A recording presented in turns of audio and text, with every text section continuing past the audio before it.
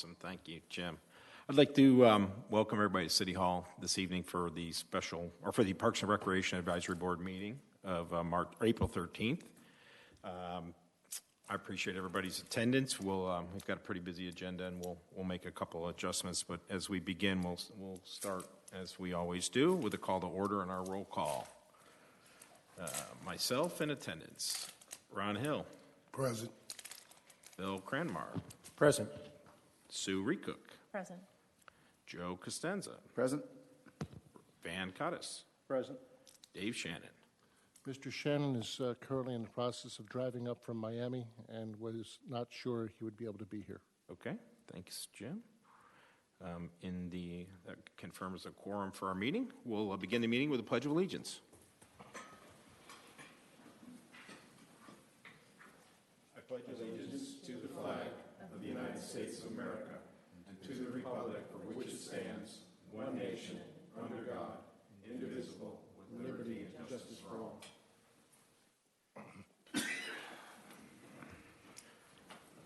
Thank you. I did see our city manager walk in, so glad to have Steve here today, and Commissioner Ellis, welcome. Glad to have you in the house today. Next item on the advisory board agenda is the approval of the meeting agenda. Mr. Chairman, I'd like to request two changes, please. Mm-hmm. The item 8A under new business, the presentation by the NFL-YFL Milton Steelers, I'd like to request that we put that right after item 5, public comment. Okay, that's number 1. And number 2, under item 10, other business, I would like to add a brief discussion on some Milton paperwork that I have for all of you.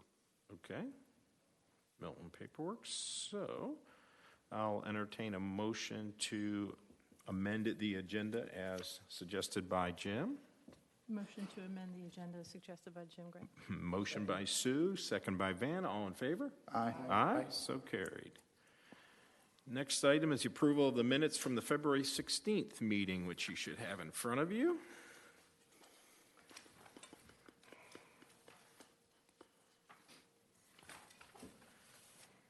If there's no comments or anything missing in the agenda, I would entertain a motion to approve the agenda. Approve the minutes. Motion by Van. Second. Second by Sue. All in favor? Aye. Okay. Next item is public comment.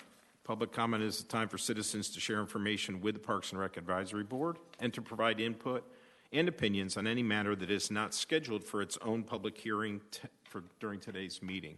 Is there any comment today, Jim, that is not on an agenda item?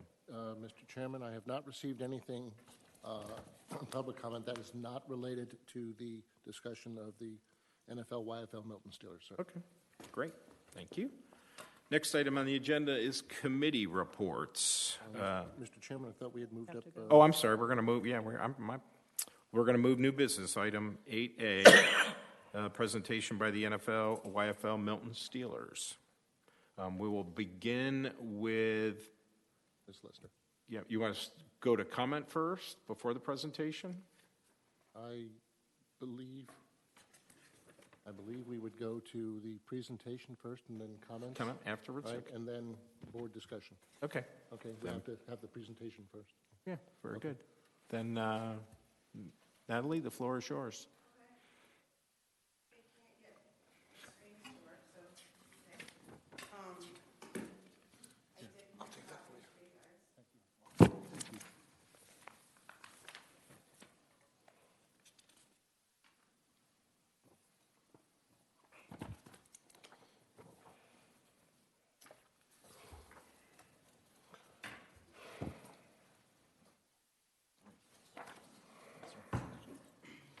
And if you would, Natalie, just for recording, if you just give us your name and address. Okay. Natalie Lester, 1160 Bream Drive, Milton, Georgia, 30004. Thank you. So I'm here today just to kind of go over and really have everyone understand, because of the discussion of why free football. That has been the biggest issue since we broke our contract and said we were going to do free football. So I'm going to just put it out there.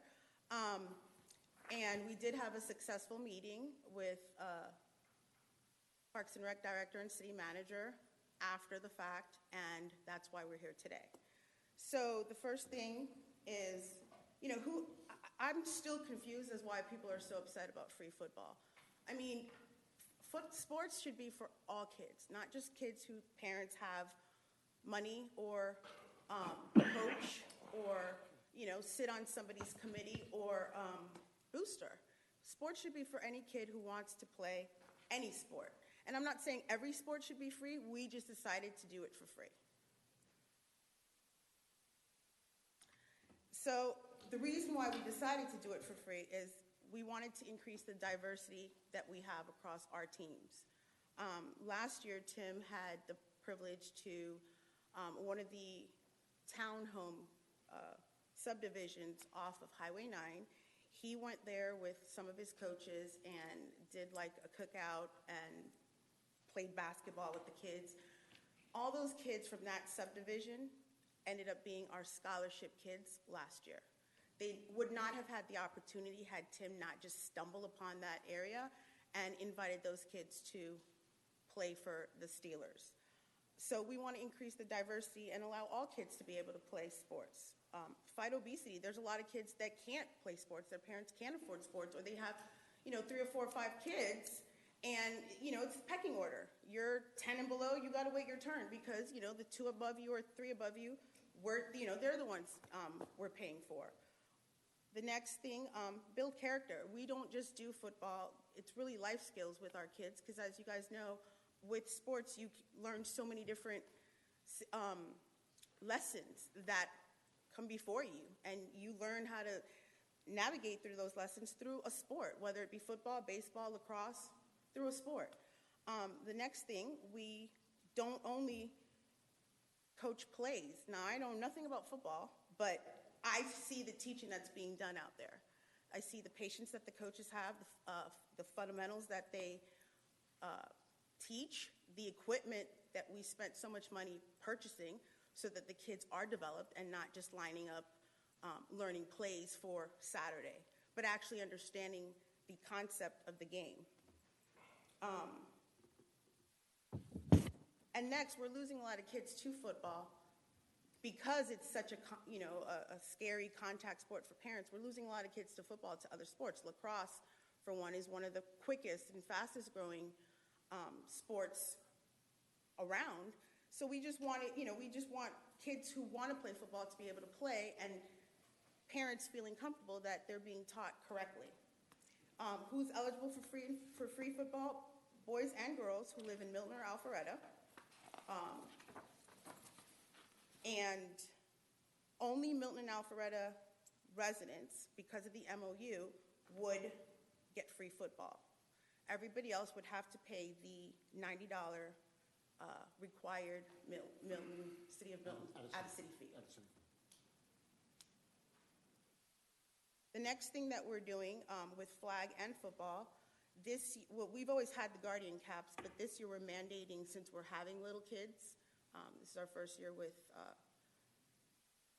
kindergarten and first graders, so we're mandating anybody under the age of 10 to wear the guardian caps. It's just a safety issue. It cuts impact by 33%, and it's just to say, both my kids wear it. In the first year that we brought the guardian cap, we tried to get sponsorship and have everybody get the guardian caps for free, but we were unable to do that. So we partnered with the guardian people, and they give us their caps at cost, and we just sell it to the parents at our cost.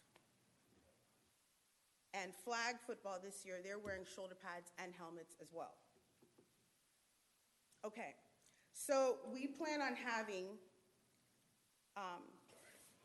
zone teams for the fact, and I'll go into that, but we plan on having a Milton Eagles recreational team, a Milton Bears recreational team, a Milton Steelers recreational team, and then a Milton Steelers Elite, who is also rec, but they would be players who've had 3 or 4 years experience under their belt that could play just a little bit higher competition than the other teams. And we want to have the other teams K through 8.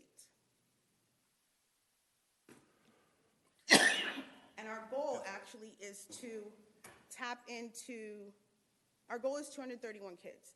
And our goal is to tap into the kids that are in Roswell that are zoned for Milton High School. And I have some statistics here because, you know, when I said free football, I don't know if people pay attention just because we live in Milton. There are a lot of kids that are on free and reduced lunch. For example, Alpha Elementary has 16% of their student population that are on free and reduced lunch. Cogburn Woods has 11.48% of kids on reduced lunch. And these are just, I just went through the surrounding elementary and middle. Hopewell has 13.4%. Manning Oaks has 31.25%. And Manning Oaks, some of their kids, I have the feeder pattern. But, you know, some of their kids end up going to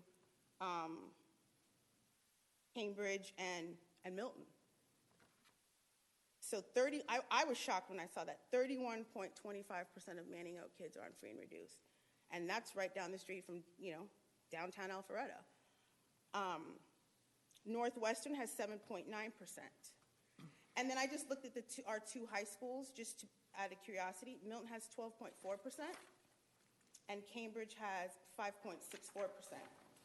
And I was surprised to see that Mimosa, which is 93.28% of free reduced lunch kids, they go to Elkin Middle School, which is a school in Roswell, and then 34% of those kids end up going to Milton High School.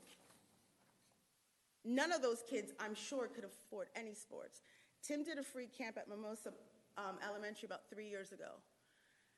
Those kids were besides them. They were hungry to play sports. They were hungry for attention. They enjoyed themselves. And every summer they call us back for the first week of June, but we have our camp during that time, so it's always been hard. This year we're making it a point that we are going to do it, and they've agreed to move their camp the week after ours. Just logistically, they couldn't before. But 34% of those kids go to Milton High School. I was shocked. And then Hembry Springs, which is also a Roswell school, 45% of them are on free and reduced lunch. And they all go to Elkin Point, and then 34% of those kids go to Milton High School. Okay, so that's why we want free football. Every kid should have the opportunity to play sports, not just football. Sports at an affordable rate. So that's our goal, is to tap into that market, the kids you know, that are zoned to Milton, to give them the opportunity to get coached up, trained up, if football is their sport. It may not be. Okay, so I got a couple calls when, on my Facebook page, I posted, we're going to be zoned. Players will be zoned to their high school. Phones started ringing, you know, people are calling the city, asking why we're being zoned. It's not our choice that we want to be zoned, because we started as the Milton Steelers, and we want to continue to be the Milton Steelers.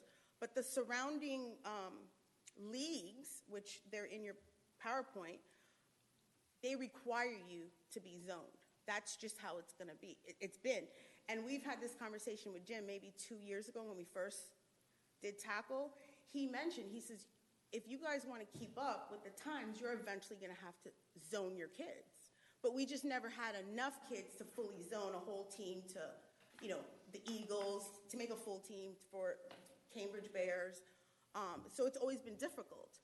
This year, we're hoping that we can have more kids so that we can zone the kids that want to be Milton Eagles, that are going to be going to Milton High School, kids that are going to be going to Cambridge, that are going to be Bears. I had one mom call me. She registered her 2 sons, and she said to me, they'll be Eagles, right? That's what she wanted. She wanted her kids to be Eagles. And I said, yeah, as long as they're zoned for Milton High School, absolutely. And that's one of our questions in our registration. It asks the parents, what high school will your kids be attending? So the first one is North Metro. It says clearly that players Player's home team will be the high school area in which the player lives.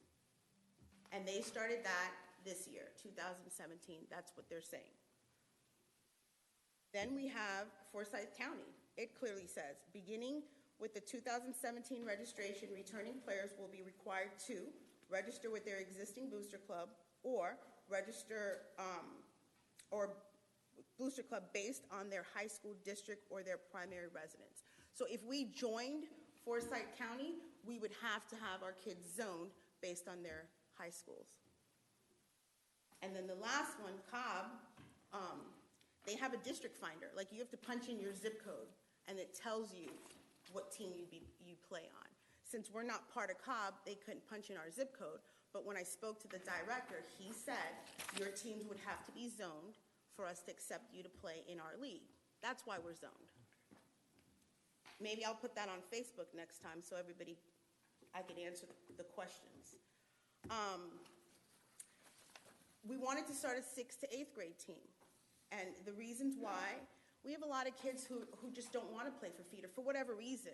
They just don't want to. They started with Tim and they want to continue. So he wants to progress with our players, with his, and our coaches return, and they just want to continue coaching with the kids that they've been coaching. We also want to give the residents a choice. I don't think any feeder system owns any parent. I think you can do what you want with your child. If you don't want your child to pay for feeder, and there's another choice out there, you have that right. It's just not fair to say you have to play feeder football. I have a lady that goes to school with her daughter goes to school with my youngest son, and we didn't have a grade for her kid last year, and he didn't play football. She just didn't want him to play on a team that had 40 kids, 50 kids sometimes. So I think parents should have choice. I don't think anyone has the right to say you can't play with somebody else. Especially the fact that the feeder, they're an outside entity just like we are. They're private. They have nothing to do with the school. I verified that with we had a meeting, a very good meeting with the athletic director, the county athletic director. And he stated, they are an outside entity just like you guys. They rent Milton High School just like you guys. Cambridge feeder, they do the same thing. They have nothing to do with the school. The only thing that, in a perfect world, his words, that they do is you'd like to think that they work, the middle school coaches and the high school coaches are on the same page, and the kids learn the same system and kind of move up. But as far as them raising money for the school, that is absolutely against the law and cannot be the furthest from the truth. They do raise money, but they raise money for themselves. That's why they're a booster. They cannot be audited by Fulton County Schools. They raise money for themselves, and what they do with that money is they give to the football program. Like Milton just had their field house redone. It's beautiful. The booster helped raise that money to have that field house redone. They didn't give it to the principal. No, they paid for it. If they want new uniforms, that's what the booster would do. They would help provide new uniforms. But they're an outside entity just like we are. So another reason why we want to do 6th to 8th, we want to reduce daddy ball and football politics. It's just not fair that you don't play because your parent's not coaching. It's just not. I think it's a disservice, and then you turn kids off for sports, and you can crush a child like that. I think you should be able to play whether your father, your grandfather is coaching or not. If you have the ability and you want to learn, you should be given the opportunity to play. The next reason why we want to do it, we want to expose kids to higher level competition because our 6th, 7th, and 8th graders would play a higher level competition, and they have more games. Feeder, I think, generally has 5 or 6 games. We have 8 and then playoffs. So it's a longer season, which will help the kids even develop more.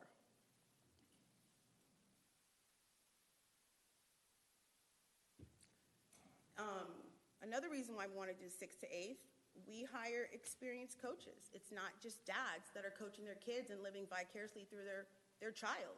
It's kids. We hire college coaches. Last year we had 2 kids who, one actually ended up trying out for the NFL, so he left us in the beginning of the season. But we have kids that we hire that played through college that we pay to be a coach. So when they're coaching out of experience. They're coaching out of love for what they do, and they play the kids, all kids. They don't play their son because they don't have a son. They're just out there because that's what they want to do. And then another good point is that there's more playing time because our teams have no more than 20, 22 kids versus a feeder team that might have 40 or 50 kids. I know Milton, I think it was a 6th grade team, they had to make 2 teams, and one played some games on Wednesday, and then the coaches' kids played on Saturday. The next big $1 million question is, how are we doing free football? Are they getting something for nothing? What is the city giving Newfound Life? How can they do free football? Everybody's trying to figure out what's in our bank account, how we can do it, because nobody wants competition. We were competition without free football. Now that it's free, people are freaking out. So how we're doing it is we have friends that played in the NFL who have retired who think the free football is phenomenal because they grew up in the inner city. They played free football, and look where it's gotten them. And they think it's just the best thing ever thought of. Matter of fact, one of Tim's friends that he played with wants to start free football somewhere in Buckhead. He just moved here with his family, and that's what he wants to do. We have corporate sponsorships, and then we have several people, private sponsors, who just believe in giving back to the community, giving back to kids, and believe in what we were founded on, which was just community, family, and bringing kids together.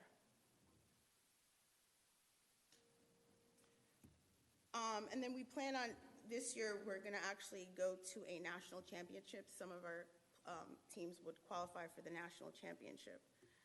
And then Tim is going to talk about the field usage of the 231 kids.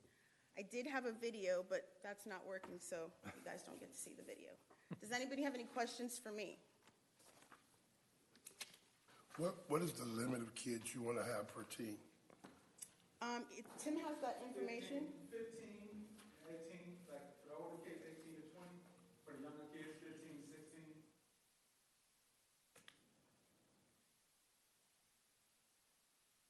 Natalie, the free football, you mentioned sponsorships. Is that sustainable?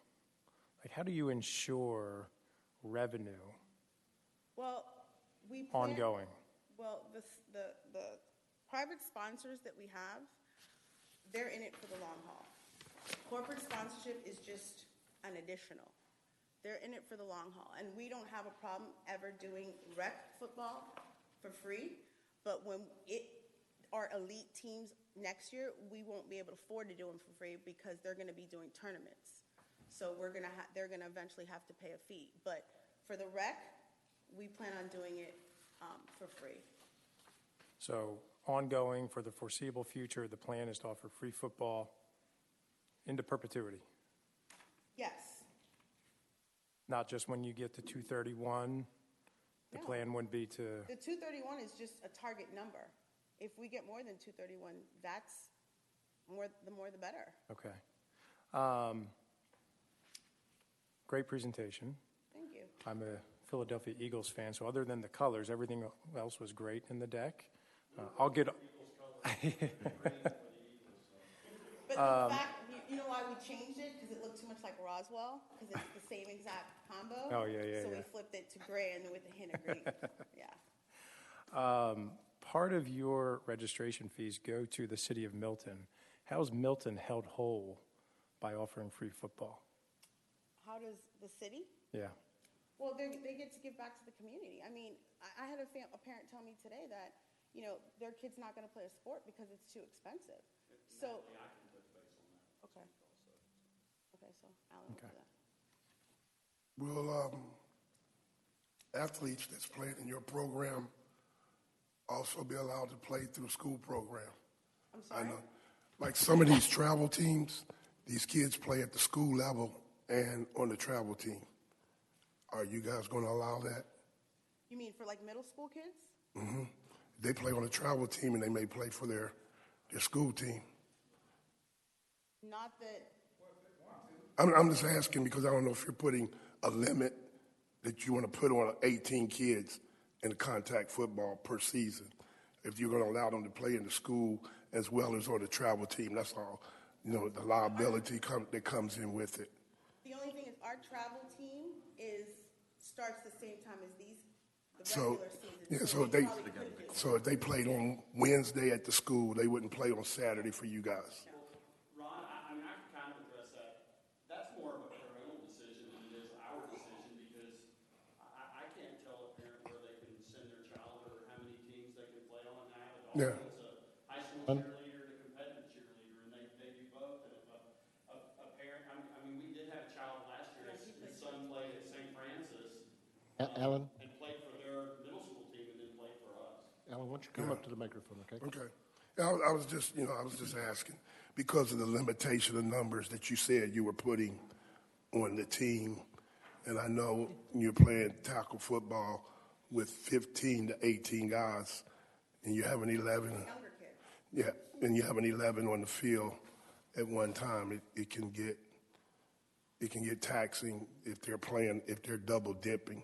I only say that from a high school perspective, coaching high school sports where we had that issue, and then we had some injury issues that fell back on the school, but they got hurt playing on the travel team.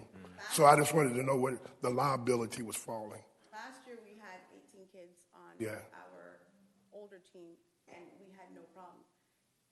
But secondly, I think that it would have to be a discussion because if the kid has not trained with us, even if they're playing with somebody else, it's a safety issue. Right, This right. particular kid that Alan's talking about, we have 3 practices, so he came to 2 out Had of to make 2 out of 3.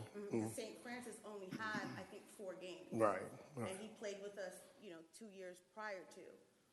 So that's how he was able to work. But it would have to be a discussion because if you're not there during the week, you really just can't show up on Saturday and, I mean, you can get yourself hurt. And that's the reason for the Yeah, question. so- Would you guys be liable, which then ends up coming back to the city being liable? I think it would be a Yeah. case-to-case That's okay. decision. Okay. Thank you. Yeah, I had a question for maybe both of you. The zoning, we don't put a requirement on zoning, County does that.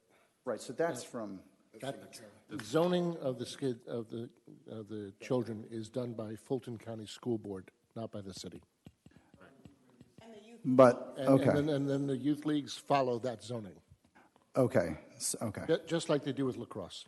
Right, so for us, with lacrosse, what we do is, if it's a rec team, they can make the decision. It's not a mandatory thing on the rec level. They can mix kids from different schools, especially since we have issues meeting the team requirements of who's where and what. But at the feeder level, there is a requirement from the league that you be zoned based on. So is that what we were talking about here? well, Could be. here for us, Right, the leagues that are around for football, Cobb County, Forsyth County, North Metro, right.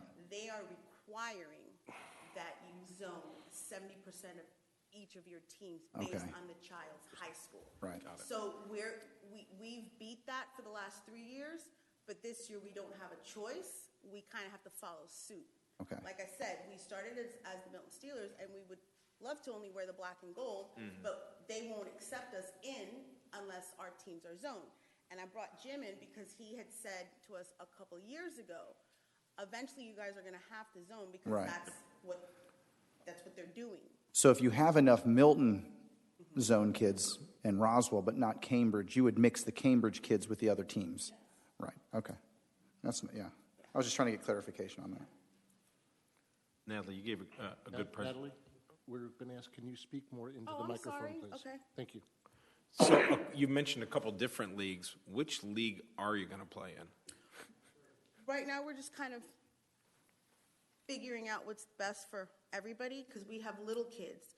North Metro doesn't have anything for our younger kids, and we really don't want to split everybody up where, K1, 2 will be playing with one, and then the other kids. So we're still trying to figure it out. That's where we are. And it all depends on if we do get a full first grade team. It looks like we will. So we're in the process of just figuring out what's the best for everybody. Gotcha. Another question I had, so one of the things, and you mentioned at the beginning about the way we've approached this, or the way that you've have brought this to the city to revisit the agreement. There are some terms in the agreement that I'm very familiar with that are longstanding, and so you're forcing us to revisit them. One example is advanced teams. There's always been a residency requirement on advanced teams for the sole purpose that you would want the advanced team to be benefiting the majority of residents that are in the MOU, both Alpharetta and Milton. Never in my wildest dreams did I think we would ever have to consider a residency requirement in a recreational program.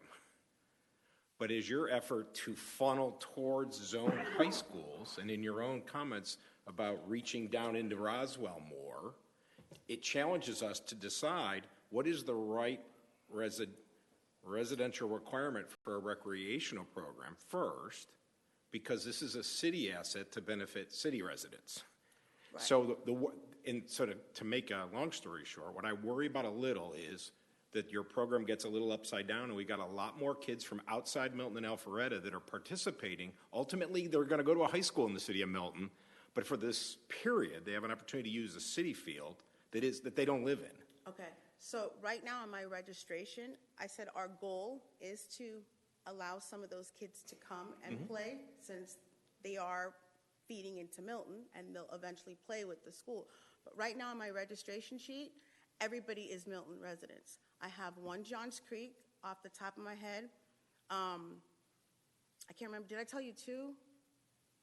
Four. Four Johns Creek? No, one Johns Creek, four Alpharetta. Four Alpharetta. Everybody else is Milton. Yeah. And it's been like that since we've been in existence. I think and I don't want to talk off the top of my head, but I think last year I only paid 8 out of city fees. Right. And that's great. So, I just worry that you guys do a great job recruiting Roswell residents, and all of a sudden, the Roswell residents' kids are using our city fields. Yeah, no. Right, and that gets to be a... No, I understand. Because there is... It may force us to put language in the agreement to address the issue that never existed before. Right.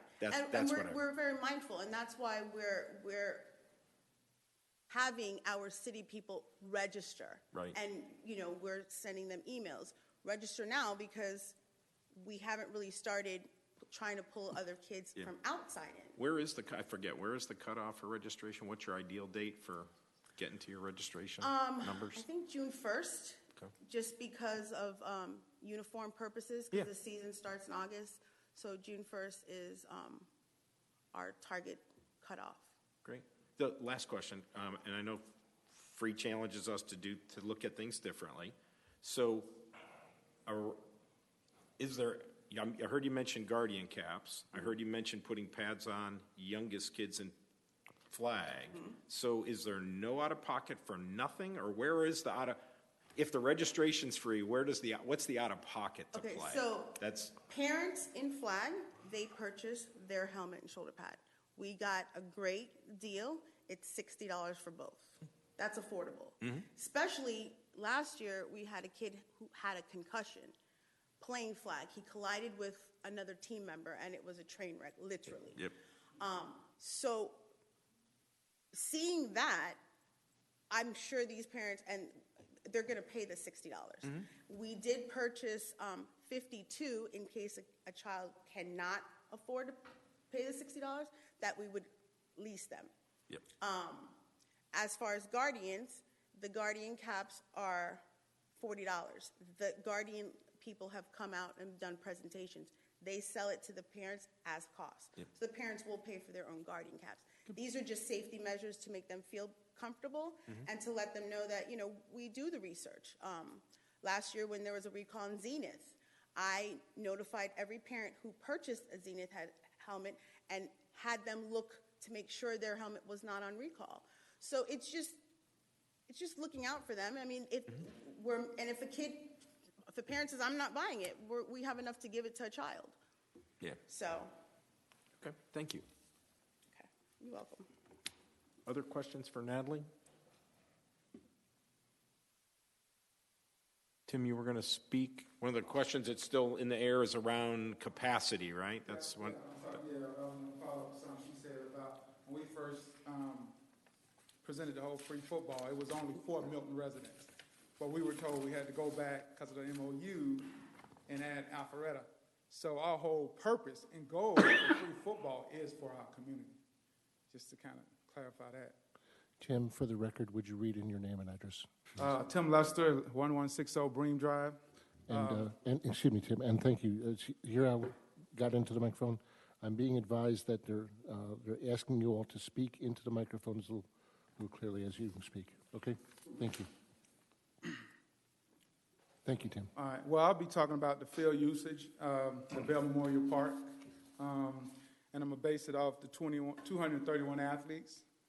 And basically, last year, we run our practice a little different than most youth programs. We run more of a circuit training program. And basically what we do, we try to utilize the whole field. So on Mondays and Wednesdays, we'll have our younger groups out there on the field. And we will have basically 8 different stations set up on the sideline. And basically we will have 4 teams training in those 8 stations. We'll split those kids up off the teams, and we'll train those kids on a circuit training, teaching them how to block, tackle, every fundamental they could possibly learn in those 8 stations. There will be 6 minutes apiece, those stations. And overall, it'll be 48 minutes. The other team, it'll be another 4 teams on the football field. They'll be spread out about from the end zone all the way down to the 20-yard line, and it'll be 4 teams. So we have 8 teams on that field, and we'll have those teams off the field by 7:30, and we'll be able to cover all the fundamentals of football and all the plays and all the install we need to cover for its football ability. Then at 7:30, we're bringing another group, and that's another 8 teams that we're bringing, and we're going to break them down the same way, and basically a circuit training to develop the kids. I'm big on fundamentals. I'm really not big about a playbook, but at the end of the day, you know, it's about teaching the kids how to play the game properly and correctly. I think it takes a lot of time. A lot of people don't want to do it. They want to line up, you know, and call plays. But the way we do things, man, is we got to teach the fundamentals. And it made me very successful in the NFL by learning how to block the right way. And I ended up playing 8 years. So my goal for our young people, they might not never make it that far, but if I can teach them the fundamentals, by the time they get in high school, they'll have a chance to play football. And that's our whole goal with our program. It's not to develop an all-star team, but we do believe that we have to break the kids up. You know, I do believe there are recreational kids, first-time kids, who don't belong on the field with my son, who's been playing for 5 years. So we'll separate those kids and have recreational teams, and most of our teams will be recreational, but the kids who are very, very competitive, we want to put them in a competitive environment to help keep developing. And that's pretty much my presentation. Any questions? The kids on the sideline that you guys do individual training, do they rotate? You rotate them Yeah, back we out on the rotate them every field, 6 minutes. and then the guys on the field rotate Take to them the to the- sideline. Yeah. And that's 231 kids. We do Monday. Kids will practice twice a week, Monday and Wednesday, Tuesday and Thursday. And Friday, we'll have another 100 kids playing flag from 6 to 9. So that's 331 kids. I hear you guys are going to equipment for flag this year. Is that the general consensus across the board for all flag teams, or will you guys be playing against flag teams that aren't wearing equipment? Well, we're going to be requiring, you know, as far as us, we're thinking about kind of doing our own in-house thing this year. Okay. And requiring everybody to wear helmets and shoulder pads. You know, we're talking with partnerships with Newtown Rec and some other guys to kind of join together, you know, and have a home inside. Because the flag is, people don't want to travel a lot during flag. And so if we can offer it at Bell Memorial, it'll be a good place for them to play at Bell. Any questions? I have one. There's tackle and then there's flag. Are both free or just tackle free? Just tackle. Flag is, how much flag? 125? 125 for flag. Okay. And with, I'm sorry. Go ahead, Ron. And with the tackle, what's included in their Helmet, package? shoulder pad, jersey, full uniform. Okay. Yeah. They might have to buy their practice stuff. They turn all of this back in at the end of the Yeah, year, end of the year. and you guys are in charge of getting it refurbished every 2 or 3 years, whatever stay up to safety codes. You guys are accepting that responsibility. Yes. Now, they can buy their own if a parent wants to buy, because, I mean, it happens in high school. Oh, yeah. I want that top flight helmet. That's on them. Yeah. They That's have, what we but they have realized. to come through you Yeah. to make sure that they sign a waiver saying that you're not liable for anything if they go outside of your equipment issue. Right, right. Okay. Well, see, that's what happened. You know, most parents want to buy their son the most Right. expensive helmet, and you know. So they have the free option, Yeah, they but have options, if you want to go do you. Yeah. Tim, let's assume that this is wildly successful and people beat a path through your Facebook page and other places to get to you and register. How do we, the field is only so big and there's only one of them. What's the maximum number, or what's the process for putting the Duplicating? brakes on in the event that you get another 300 kids? We can duplicate the process. That's the good thing about it. We have field space at Milton High School, you know, for our younger kids. We also have game space on Saturdays. Also, you know, we got Hopewell, right, Jim? Yes, sir. We got Hopewell. So, you know, we'll probably have to invest more money into equipment to fit Hopewell up, but it could be done. It definitely could be duplicated. Mr. Chairman, we do have overflow space through the IGA fields. Good, thanks. So they won't have to go through Fulton County to use Hopewell. They can come through the city. Yeah, right? Correct. I didn't hear the question, I'm sorry. They won't have to go through Fulton County No. to no, get they would- use of no, they'd Hopewell. come through- They would come through Milton Steelers through the city. My last comment, if there's no others, Van, I appreciate the effort you've put in, help working with Tim and Natalie and being our liaison to the NFL. So I appreciate the efforts that have gone in there. It's clearly come together nicely in the presentation tonight. So thanks, Van, for your efforts there. Yeah, Van did a great job. Thanks, Van. Should Okay, we all right. go to comment? Mr. Chairman, if the presentation's done, then we'll open up to comments, and then the next step would then be discussion on the board, in which you might have more questions for Mr. and Mrs. Lester. Okay? Okay. All right. Ladies and gentlemen, at this point, I'm going to ask, is there anyone else who wants to speak? If you do, would you please complete a yellow form and bring it up to me? Okay, I think I've got them all. Thank you, sir. Appreciate that. Thank you. Okay, first up is Mr. Jeremy Bennett.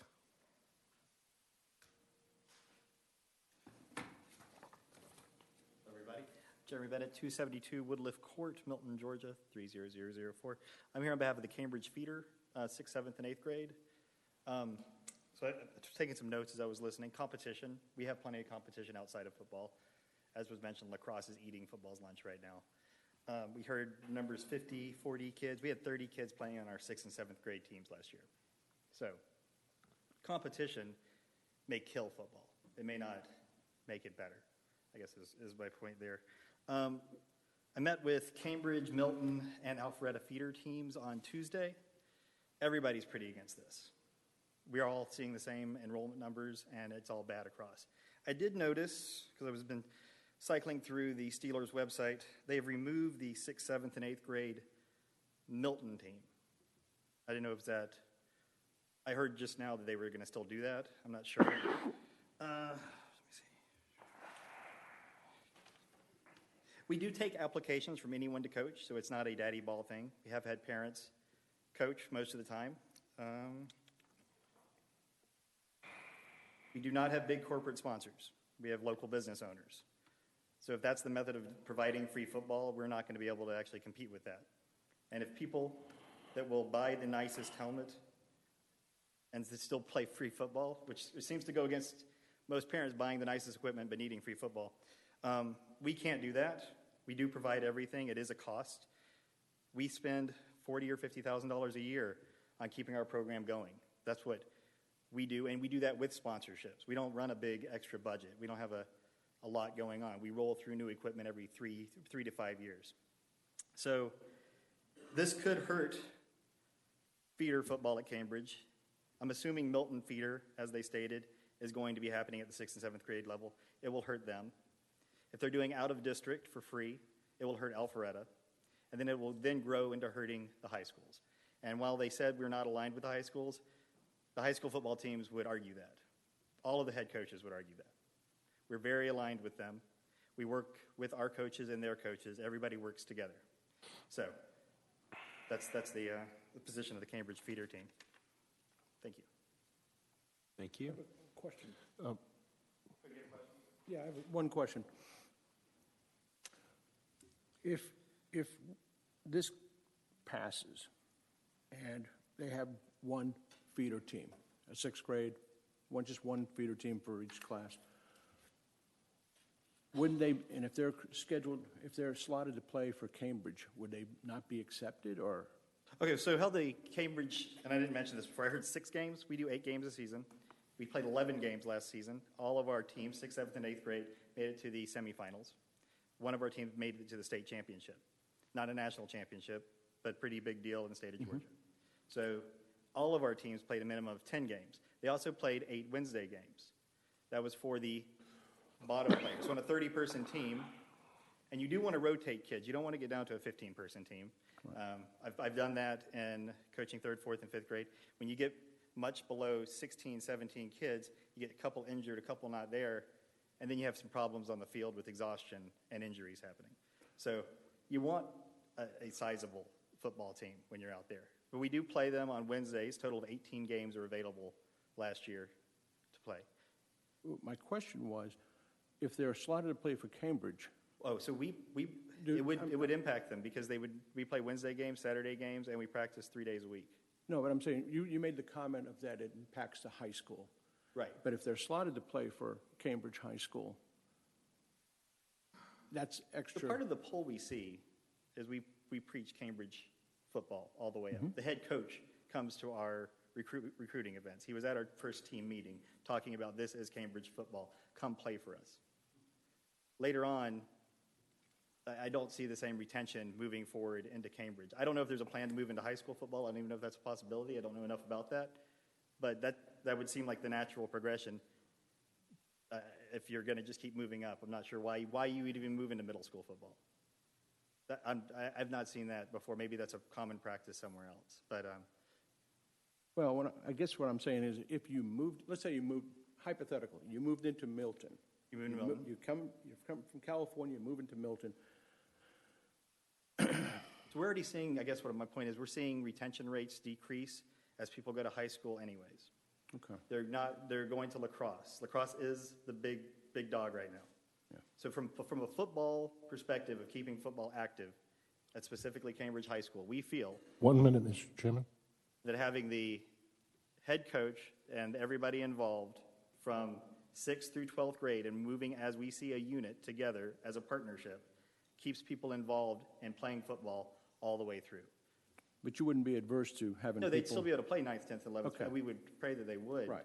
That's but what yeah, no, there'd be absolutely no. And if they played 6th grade, we welcome them to 7th grade.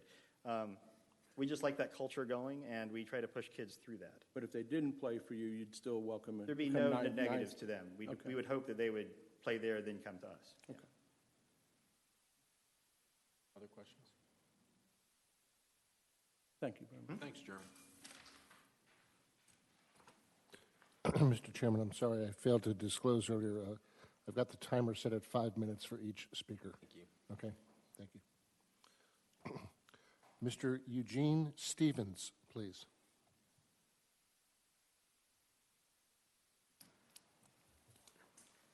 Good evening. Eugene Stevens, 605 Kensington Farms Drive, Milton, 30004. I don't have a whole lot to say.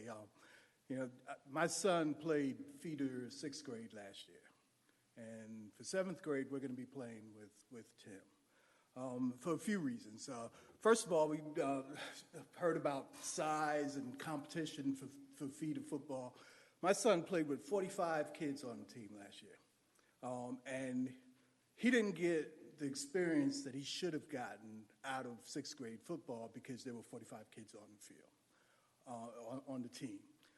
So there are plenty of kids to go around out there. I don't think, football is facing competition from other sports, but I don't think the issue with having another program to choose from is it's too few kids. You know, when you're looking at 45 kids on a team, and that was happening throughout all the school programs up here, there are enough kids to go around, right? So I don't think that's an issue. You know, I sat and I heard some questions about, you know, I can completely empathize with, this is Milton, and there might be a little concern about getting other kids from other areas coming in and using our fields. I would hope that you guys have the courage to not let that be a deterrent for this. You know, I'm standing here in front of you because of football. Football changed the trajectory of my life. And if I had to pay $500, I wouldn't be here. I wouldn't be living in Milton, paying taxes in Milton, and helping support the things that happen here. Don't be afraid of, you know, there are no walls around Milton. Those kids are here. We've got to be the village, right? We've got to be concerned about not just Milton kids, but all the kids. You know, do things like give Milton residents a period of time where nobody else can register. Let them register first. Give them first preference. Find ways to make this happen. This is not a bad thing. This is a great thing. You know, I won't go too much into the feeder experience, but again, you know, I know my son is going to get what he should get. Football is a great sport. You know, there's so many things about character that football helped build in me, I want that for my son, and he's not going to get it standing on the sideline with 45 kids and having the opportunity to not stand up and not build the courage and strength that he needs to build in character. So I would encourage you guys again to don't let this opportunity pass by. This is a good thing. You know, it's a good thing for everybody, not just the kids who are going to get it free. You know, what you're doing is building citizens who can help support a community. And so I would hope that you guys make this happen. Thank you. Thank you. Thank you. Next up, Mr. Lonnie Estes.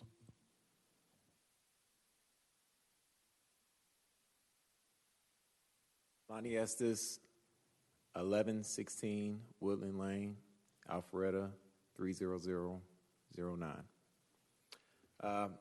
I'm speaking on behalf of Tim's program. I'm a high school coach over at Milton High School, been coaching there for 11 years, coached in Florida for 4. And from my experience, when I heard Tim speaking about free football, I said, it's amazing. It's a great idea. I love it. My kids are a part of Tim's program. They love the passion that he puts into his programs. As far as free football, like the gentleman just spoke on, football changed my life. I wouldn't be here. I wouldn't be coaching. I wouldn't have went to college if it wasn't for football. I went to football on a football scholarship. You know, gave me the opportunity to, after graduating, go on to get my master's degree. So football, for me, again, is something that has changed my life. As far as the cost, you know, free football, my parents would have been all over it. You know, I remember my father and mother delivering papers to pay for me to play a sport. You know, so for me, it just made me hungry to be more aggressive when I got the opportunity to play. But if I had the opportunity, I know if my parents had the opportunity to seek and get the assistance to help me and my brother play football. My brother played football in college as well, too. So we both went to college on football scholarships. But it all started with the foundation. You know, if we get good foundation and good teaching at the younger ages, when you start matriculating through the higher levels, It's that foundation that you develop when you first start playing football that makes you a better football player. It's confidence, you know, if you don't see the field, you never develop confidence, So from my look on offering for free football, it gives kids opportunities like myself to continue and give back. The only reason I coach football is because I understand that if it wasn't for someone else helping me along the way, I wouldn't be where I am now. So, again, I love football, and I love the program and what they're doing, and I'm all for it. Thank you. Thank you. Mr. Matt Kramer.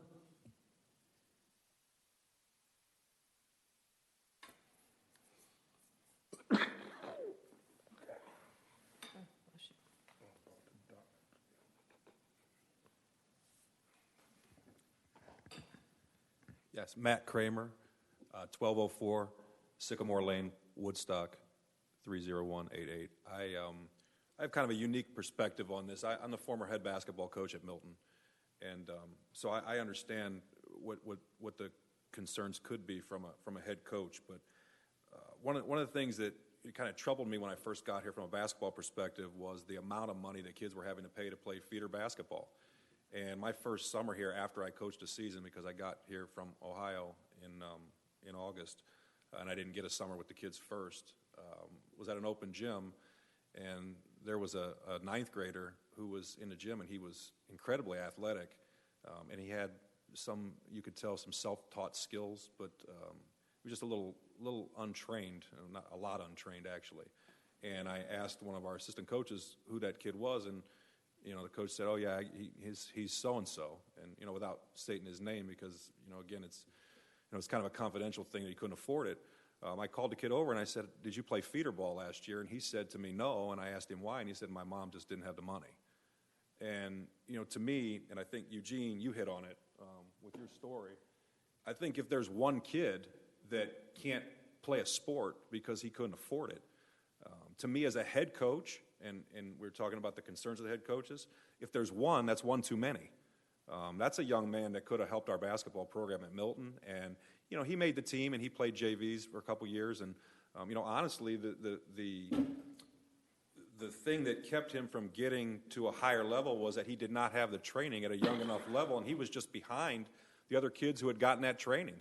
I liken it academically to taking a kid who, had never taken algebra, and dropping him into a calculus class. He needed the pre-algebra, the algebra, the geometry, and all the things leading up to that to have success, and he just didn't have it. And so, whereas he did some things pretty well, because he wasn't able to afford the training that the other kids got, he didn't maximize his potential in our basketball program as hard as we did work to try to make up that gap. That's one example, but if that's a kid that had the courage to come out knowing that he couldn't play feeder basketball, I wondered how many more of those kids existed. And so that's one of the reasons that I teamed up with Tim this past year, my fourth year here at Milton, to start piloting what we call the Milton Magic program. And the Milton Magic's basketball program was something that was built for two reasons. One, basketball is a little bit different because you're not judged by your numbers, so it is a little bit of an apples to oranges thing, but they're both fruits, so some of this stuff does matter.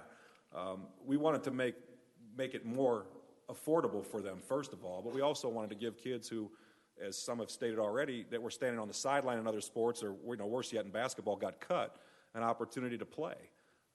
Some guys like Tim and some of the other stories you'll hear used football to create an NFL career for 8 years and do great things with that, but there's a lot more kids that are going to use sports to stay out of trouble, to get some structure in their life, to get some discipline, to have mentoring. My thing with Tim, and I had my son in his football program, Tim is, first of all, you guys talked about being Philadelphia Eagles fans. I'm from Cleveland, so you got to understand, for me to be friends with Tim, I risk being disowned by my family. So we keep that on the down low. But Tim is he's not just developing bodies. He's developing minds, and he's developing these kids spiritually. And I don't necessarily mean that in a religious way. I just mean that he's teaching them to do things the right way. He's a character guy. And one of the reasons that I wanted to line up with him was, first of all, his success in his career athletically speaks for itself, and those things transcend the lines of a particular sport. But also that I knew that my son would be receiving the best athletic training to go along with making sure that he's doing the right things as a person as well. And I think that those are the things that we want for all kids, not just kids that can afford it. As a middle-class parent, and I don't ever complain about it. I love my job. I teach at Milton. I've taught for 24 years. I'm a basketball coach. That's what I do. But if my son wants to play feeder basketball, feeder football, and he wants to play baseball, we're looking at somewhere in the area of $2,500 to $3,000. I'll find a way to do that because that's what I'll do as a dad. There's a lot of people that can't. And so I love what Tim's doing, and I hope that you guys will support it. I think it's something that's going to be great for the masses. Thank you. Thank you. Thank you. Ms. Beth Wilson?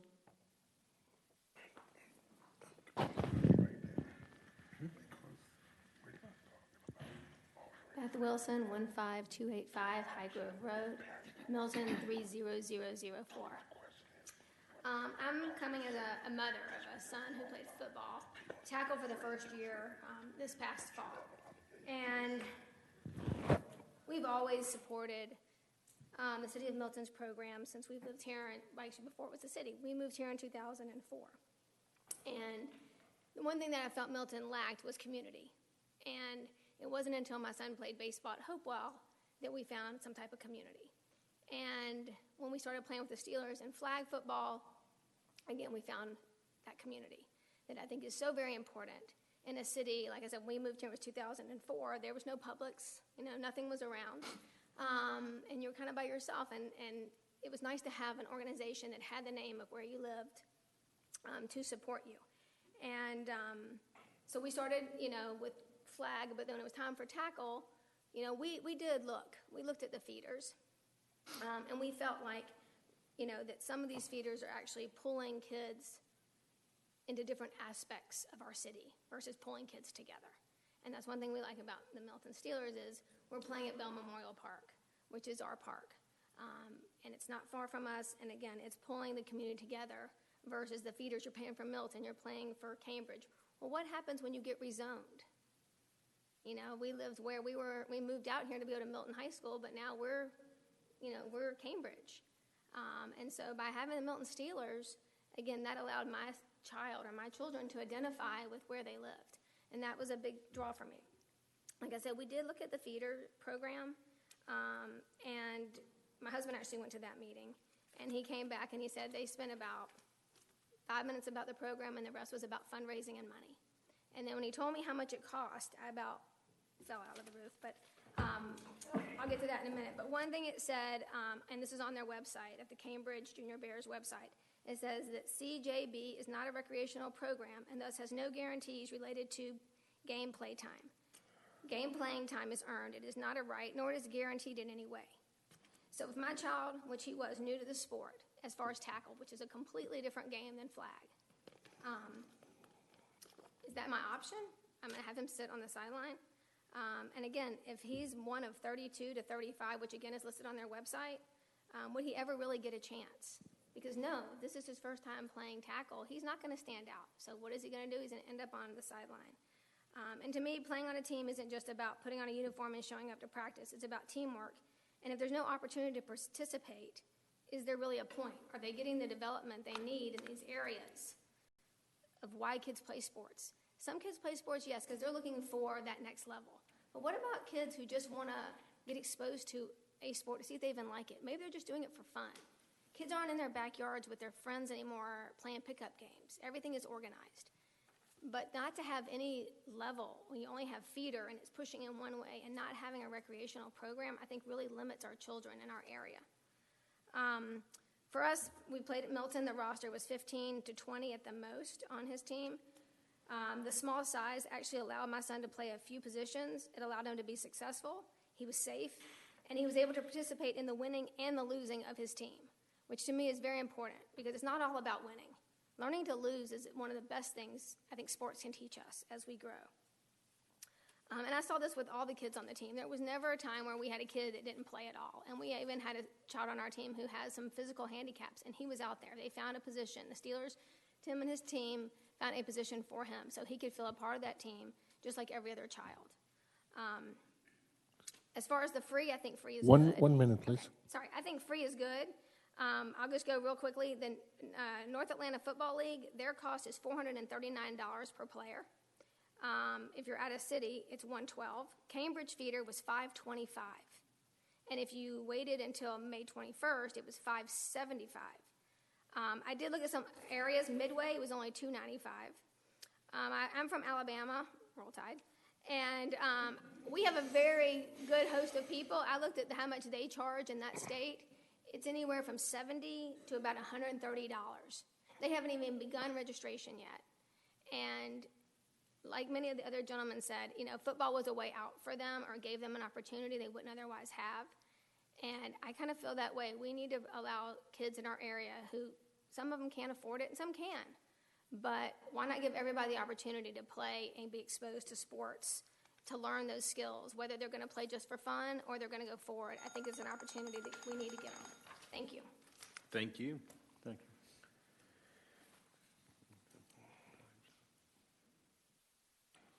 you. This next one, I suspect I may not pronounce the name properly. My apology. Mr. Anthony Pumareya? Okay, I apologize. Thank you, sir. Anthony Pumarejo, 14076 Voyage Trail, Milton. So I'm here to, on behalf of Tim and their program. My son, he's been playing since second grade. He's played with AYFA. And actually last year he's played for the Cambridge team. He played for the sixth grade feeder program. And I want to speak on that because, I heard a lot of what he said, the gentleman here who's representing Cambridge. And, they have a lot of kids on the team, 35 kids, in some instances, maybe a little more. And, it's very expensive. Close to, like she mentioned, it was $525. And to pay that amount and to only have that team that we can go to, and I had to pay that for my son, and he didn't get any playing time. So I paid that money. And coming up through the program, the football, the youth leagues, it's a small community, We can run into different dads that you might have run into, from second, third grade. And, Tim and even Eugene, they've helped coach my son in the past, and they know my son. My son is my size. He's 11 years old. He wears my size shoes. And if you can't find a position for him, that's pretty hard. And he didn't get any playing time. He played on the Wednesdays games, and he was only able to play a quarter or two. And a quick story, and I would, after games, I would get different coaches from other teams, and why isn't your son playing? And I'm not saying it because that's my son, because, I think my son is great, or he's at, I keep a basketball away from him because he sucks at it, but I know if I give him a football, he can do something with it, right? So, and it troubled me because, they do play, and from my experience, they did play a lot of daddy ball at Cambridge. My son would come home from practice sad because he got yelled at by the coach for hitting his son too hard in practice, and things like that. And he would get after every game, even if they won, to see him sad, that hurt me. On top of the fact that we paid, I had to pay to watch him sit on the side, and I never got an answer why. Why isn't he playing? Because I knew he was good enough. On a Wednesday game, we were down 28 points. All right, we were down 28 points going into the half. They let my son play the end of the second and the third quarter. He brought them back 27-28. They sat him down. I thought for sure he was going to play the next game. He didn't play until 3 weeks after. And they only let him play for about a couple minutes. And he told, and the fact that, and being that they know this, you know, Tim reached out to me and he told me about what they were doing. My son told me he would not play football this year because of his experience at Cambridge. He did not want to play. And it's terrible for me to see that, you know, he's loved football so much and to turn around and say, I don't want to play anymore. And, but once Tim called me and told me what they were doing, and I told him, I told my son about it, now he wants to play. And on top of the fact, you know, we have options now. You know, I don't have to tell him, well, you can only play at Cambridge. No, you can play with the Steelers. And now he loves it. And on top of the fact that they're doing it free, because I can afford, you know, to buy the equipment because it's free, now my other son wants to play with them too. You know, I couldn't do that before. I wasn't going to spend $1,000 1 minute to watch them both sit on the sideline. And now I know that they have good coaches who are going to teach them, and they're not pressured by numbers, and they just want to teach the kids. Then that's who I'm riding with. I'm going to go with Tim, because I know my kids are in good hands, and it's not another check or another, you know, for the feeders. So, but that's it. Great, thank you. Thank you. Mr. Brent Bouchard.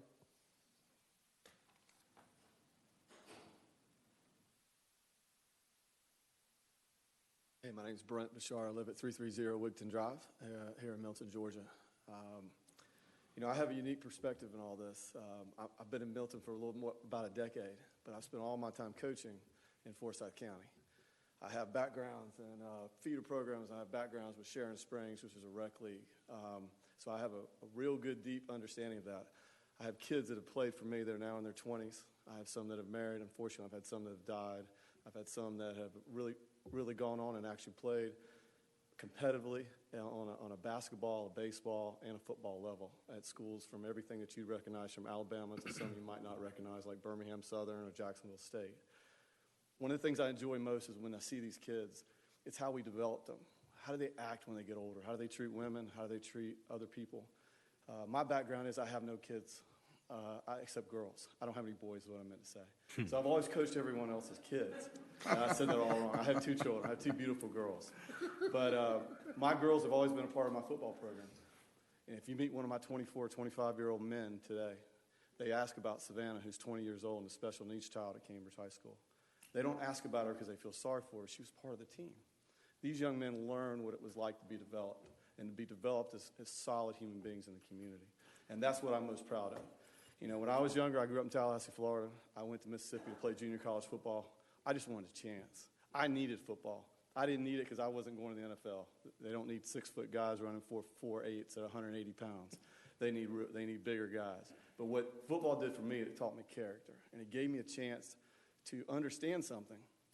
And I'll never forget sitting in my coach's office in Mississippi. I was in a little school called Etowah Junior College outside Tupelo. Sits right there on the Tom Bigby Waterway. And he tells me, after I'd been there for a semester and a half, he says, you know, we don't have a place for you this year. We get 12 out-of-staters, and I'm sorry, but we don't have a place for you. But he says, you know what's interesting about you? He says, you understand this game. He says, one day I hope you can get a chance to coach, maybe in a youth league or something. So the last 18 years, that's what I've done, and I loved it.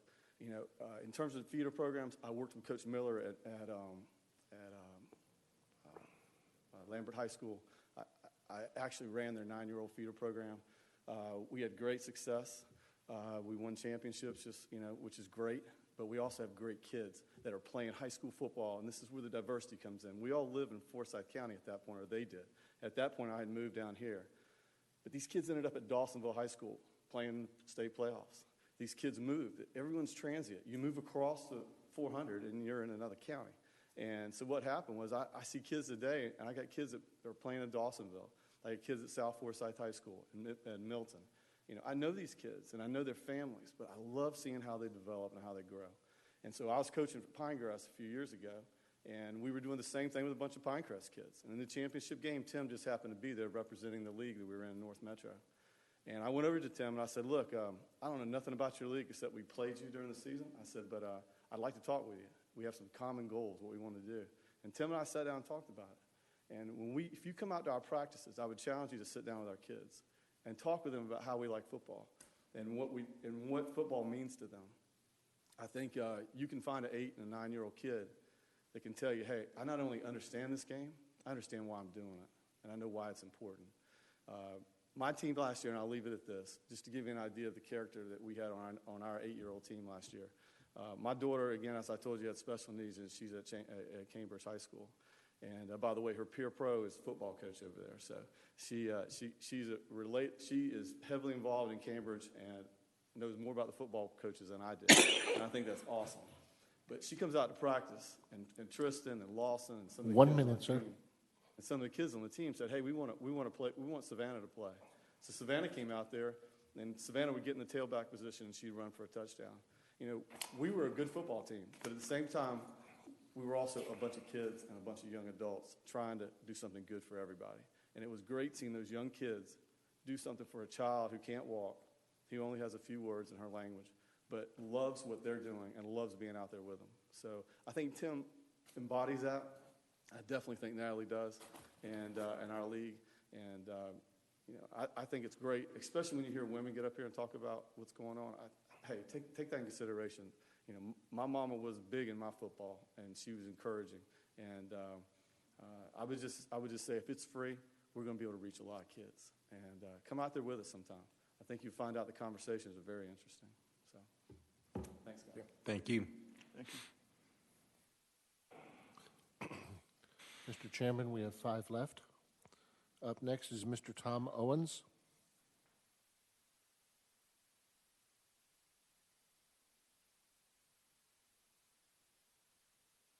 Tom Owens, 458 Tensis Trace here in Milton, 3004. I'm going to keep my comments fairly brief because I think I'm probably just going to reiterate what some of the other folks have said. But when I first heard that the Milton Steelers were thinking of going to a free football program, I loved it, and I loved it for a couple of reasons. First is because of what it can do for other people, and then secondarily what it can do for kind of me and for some of the reasons that I'm in the program. I have 2 boys that are in the program that have played for the last 3-4 years in different capacities with the Steelers, and they're both probably going to end up being about my size. So clearly they're not going to have a football career, but that's not why I have them in the program. So the concept for me of free football, I love it. And again, there's 2 reasons. One, some of the character and some of the other things that we've talked about that the program, and I suspect a lot of football programs teach, but certainly I have some pretty tacit experience with the Milton Steelers. What it gives the kids, and this by being a free program, particularly if you have more than one kid, it allows more kids to enter into the program, particularly if they're not kind of from a family that can support it. And then the second thing that I like about the concept of free football is what it does for my kids. And I'm constantly looking for opportunities as a parent to try to get them outside of the bubble. And I think it's pretty clear that, in some cases we live in a bit of a bubble up here. If you go to, Carpool Lane, or you go to even some of our football programs, it looks like an exotic car show. And so this gives us an opportunity, and Tim and Natalie have done a great job of getting our kids experience to different people in different communities. And as a parent, I'm all for it. So that's the end of my comments. But those are 2. I would also, one more comment here. The fact, I think one of the reasons why, and I haven't read Natalie's Facebook page, but I'm probably going to when I go home, because it sounds like it's going to be fun. I think one of the reasons why there's been so much activity around this concept of free football is because the Milton Steelers, because they kind of have an alternative funding mechanism, they've turned this concept of it takes you $1,000 or $1,500 to put a couple kids into sports. They're trying to turn that on its head. And so, I think what they're doing is great. And I'd even encourage the city to think about being a partner in that alternative funding model. If all the things that we've just spent a half an hour talking about are true, shouldn't the city try to be a proactive partner in that? I'll leave it at that. Thank you. Thank you. Mr. Mark Lazara. Okay.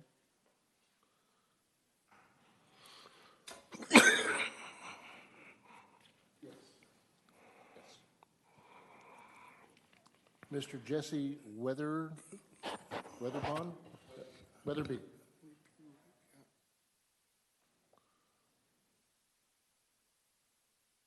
Hi, my name is Jesse Weatherby. I live 13950 Bethany Oaks Point, Alpharetta.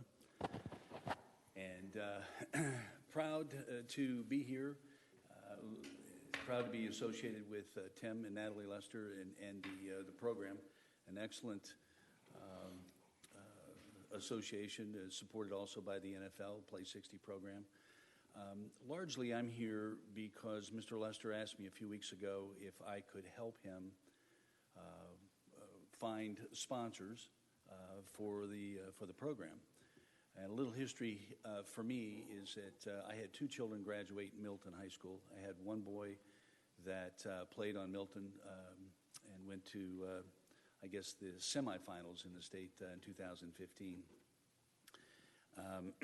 I was on the board of directors for the Milton Touchdown Club, and my primary goal was to find sponsors to support the Milton football program and football team, primarily the team, just football.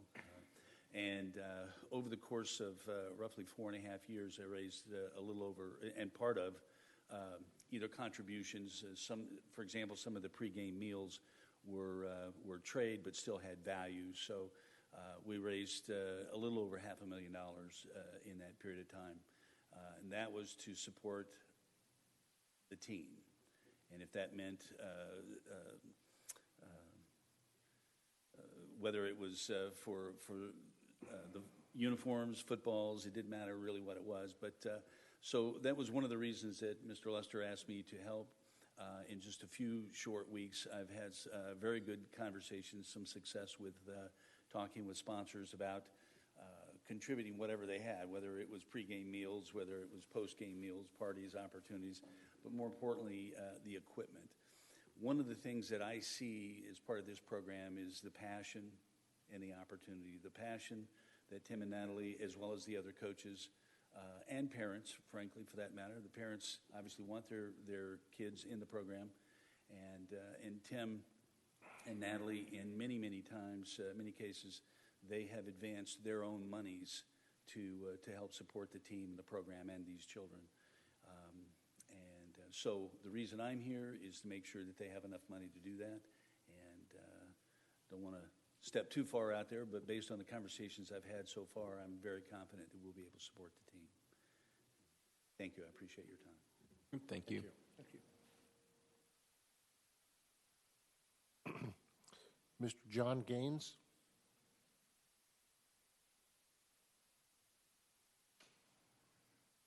Good evening. John Gaines, 2705 Cogburn Lane, Milton 30004.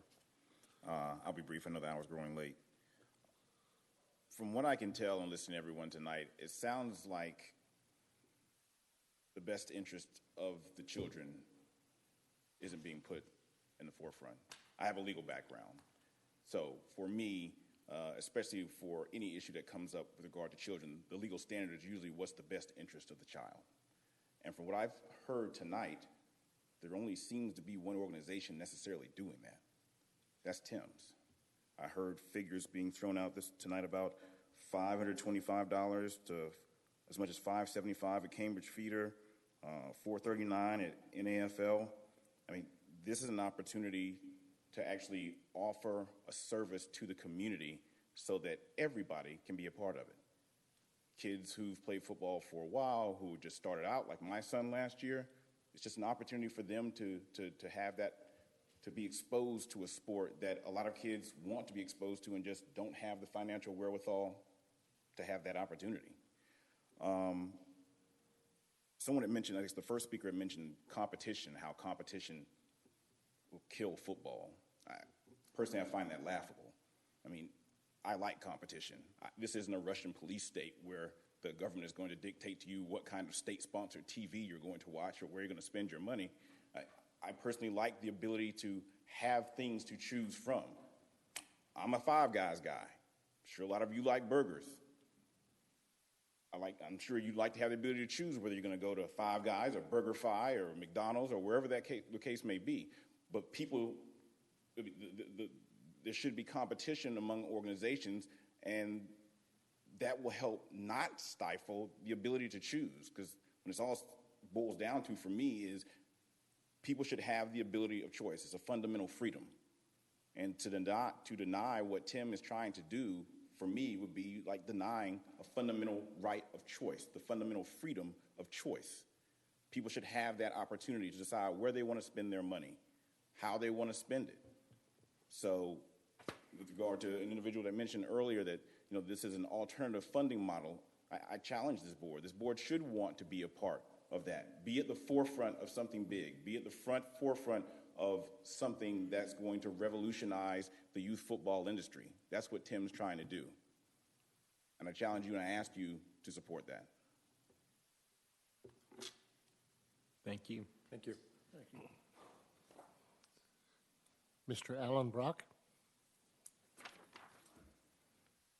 Hey, I promise I'll be short and brief. Alan Brock, 15036 Freemanville Road, Milton. I'm the president of the Milton Steelers Board, and I've been serving in that capacity for a little over a year now, helping Tim out.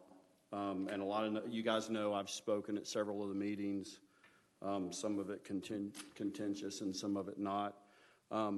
You know, I first want to start off by saying, as you can see by the passion of the people that are here, we've gathered an extremely diverse group of people inside our community to work on our behalf to help us achieve our dreams of giving back to the community, and that's what we're about. It's not about money for our organization. It's about giving back to the community and the children that live in this community. So, you know, I just want to hit on a couple of things, and the first one is, you know, when you discuss the money issue, I can assure you, you guys will be made whole, and we'll be able to offer this program for free and provide all the equipment necessary and everything needed to provide free football for these children. Like I said, we have a diverse group of people working with us, very talented people to make this come true, which I think is a blessed thing. You know, the big thing with me, as you guys understand, and we come to these meetings and we fight for our life to survive, offering free football not only gives us something to offer good to the community, it gives us a competitive edge. In one of our last PRAB board meetings, I sat here and discussed with you guys how we have so many of our children that are going to an out-of-city program that's offered by Alpharetta, and understandably, a few years ago, we didn't have Bell Memorial Park, and we couldn't offer that to the children in the community. Once someone starts in a specific program, it's extremely hard for you to get them away from it. The majority of our marketing and our recruiting at this point is drawing a lot of first-time football players to the program, because once you get indoctrinated into a different program, it's very hard to get someone to leave. So that, you know, it's not like the children that are in NAFL's program are going to drop everything and come back here. But hopefully, as the new people move into the community and we're in a transient community, we can get those children to come to our program, and we can also get kids that could not afford it. And Natalie's statistics are utterly amazing. You would think that you live in one of the most affluent communities in the state, and there's a direct need out there for children that wouldn't have the opportunity to play. You guys get here and you have these passionate people that are sitting here in this meeting and telling you this, and then on the other side of it, your emails are getting burned up by people who are passive-aggressive bullies who are sitting on the other side or choose to leave this meeting. And you guys have to ask yourselves a question. Are you going to be bullied by people? You know, we teach our kids in school not to be bullied, right? Then you get bullied, or we get bullied. We get bullied with a league because we have 4 teams and they have 12, and they say, well, you know what, if you let the Milton Steelers in your recreational league, we're going to walk. And they use their power and influence to do that. We don't like bullies. If we offer it for free, it takes the politics out. It takes the bullying out. It's a good lesson for our kids, and I hope that you guys, as you're reading your emails later on today, and as the city council people are reading their emails that they're getting from the passive-aggressive people who are in a different district, or they're Milton people representing the city of Alpharetta, that you guys won't allow that to sway your decision on whether or not you want this to go forward. I think the statements made by the people in the room should speak for themselves, so that you guys can make the right decision, and I hope that you will. Thank you. Thanks, Tom. Thank you. Mr. Chairman, our final speaker tonight, Fulton County Commissioner, Mr. Bob Ellis. God bless you.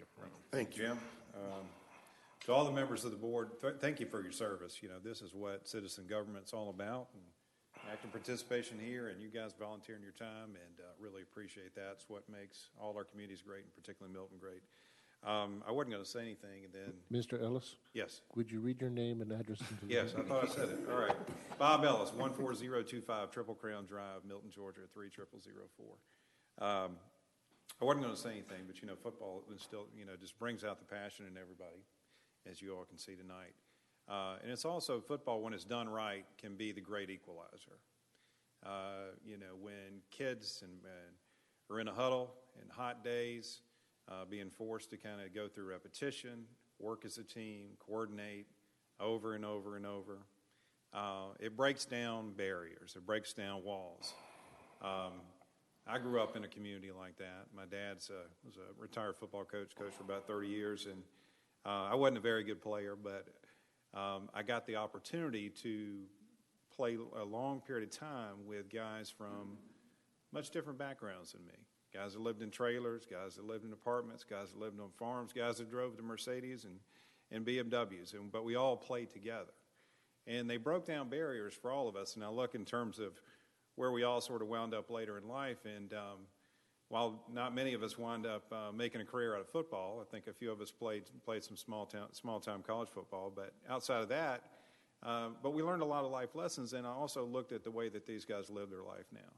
And it was a great equalizer. And it can be a great equalizer when it's done right. And in that community that I grew up in essence, it was a free program. Nothing's free. I mean, we're saying free, but it's also, there has to be a funding source for it. And Tim and Natalie hopefully have sort of expressed that to you about how they're going to be able to fund their program and it be sustainable.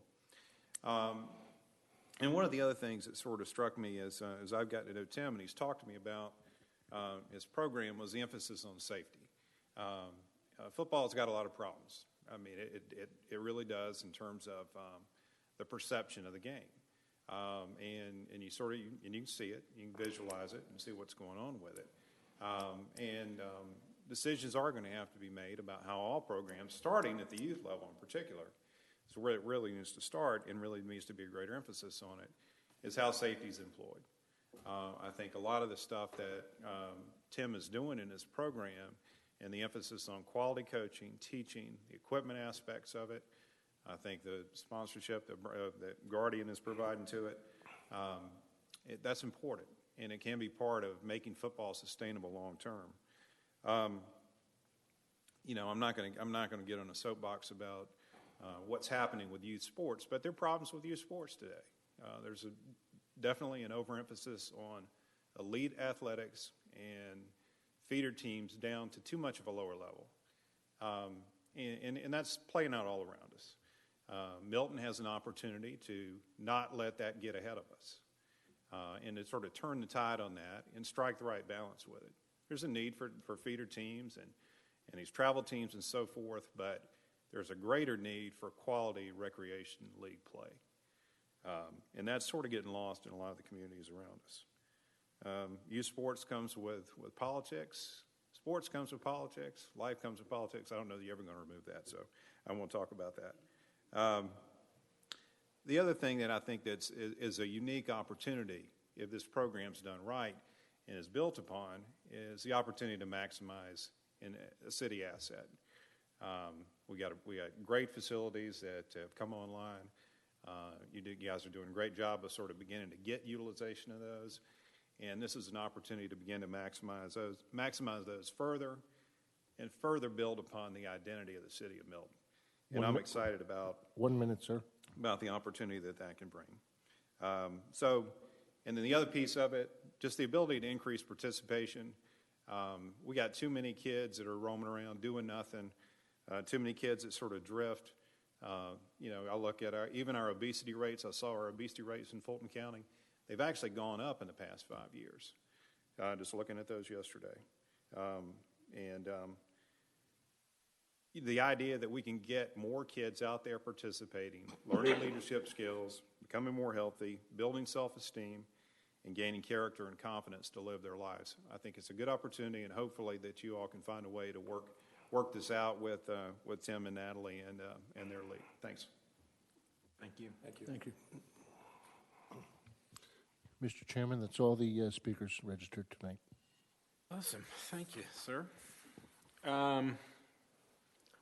Everybody, first let me thank, on behalf of the Parks and Rec Board and City of Milton, thanks for all of your input, those of you who are still here, and those of you who took the opportunity to stand up and speak. I appreciate that. Your input was valuable to all of us today and giving us some information to help review this situation we're in. We should probably talk a little bit amongst ourselves about what do we do next, what you'd like to do next. I'm sure I've got some ideas, but maybe some of you have some of your own.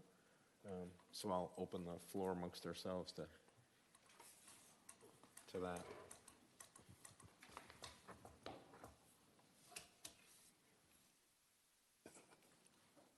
So then I'll turn it to Van.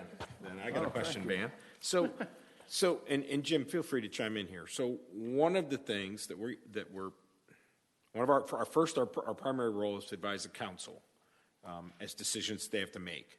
One decision that they will have to make ultimately is to amend the existing agreement to get it back in compliance because we're out of compliance.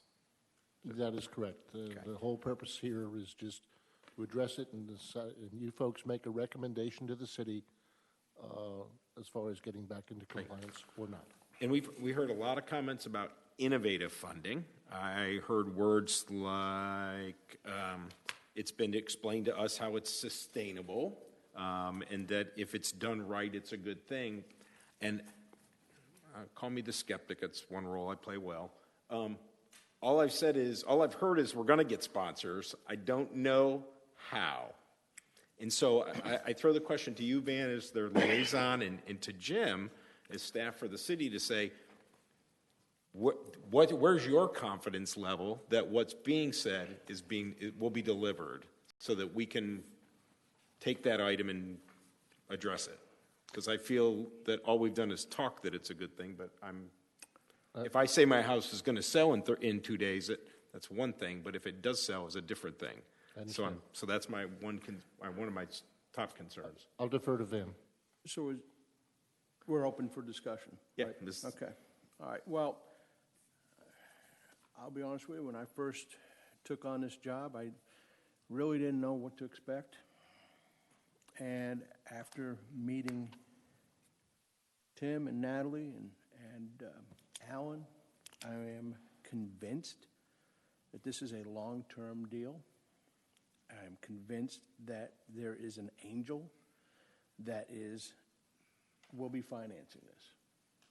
In fact, Tom will tell you exactly who it is, and but so there's a myriad of things going on here because I think they're trying to grow for the future. But in the short term, there is an angel that is underwriting the entire whatever there is. So that being said, it's good. So the city will be covered, made whole. We did have a scholarship exemption that we discussed. We're going to do 10% of the players would be scholarship exempt. Exempt from fees to the city. Of course, when I'm hearing that there are 30-some-odd% kids and getting some assistance at the middle school level, that could probably jump. That is freaking me out that we have 30%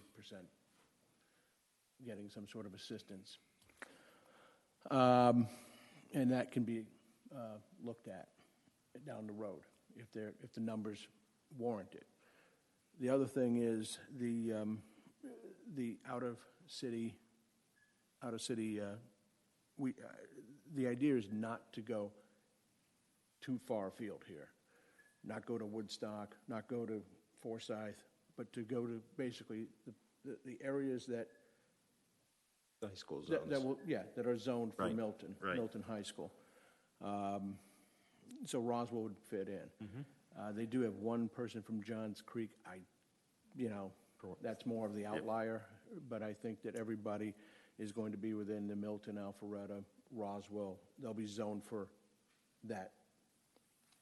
those 3 areas. So that's, like I said, I am real positive about how it's going to be funded, how it's going to be sustained. In fact, I'll let you in later. Okay. Going over the key here was paragraph 14 of the contract. The issue that needs to be underlined is justification for the change. I think that's self-explanatory. Benefits of the change to the association. Again, I think we've had that covered. Benefits for the citizens of Milton. Yep. As well as the city. I think we're going to get a lot of use out of those fields.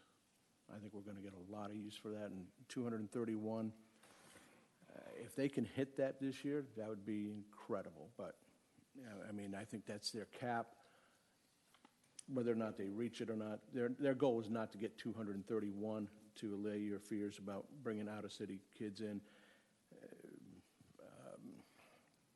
Let's see. Communication plan to inform the general public. One of the things that we have discussed is not to put this on Facebook before they talk to us. They're going to do that from now on, so they'll be compliant with the contract going forward. And they did apologize for that.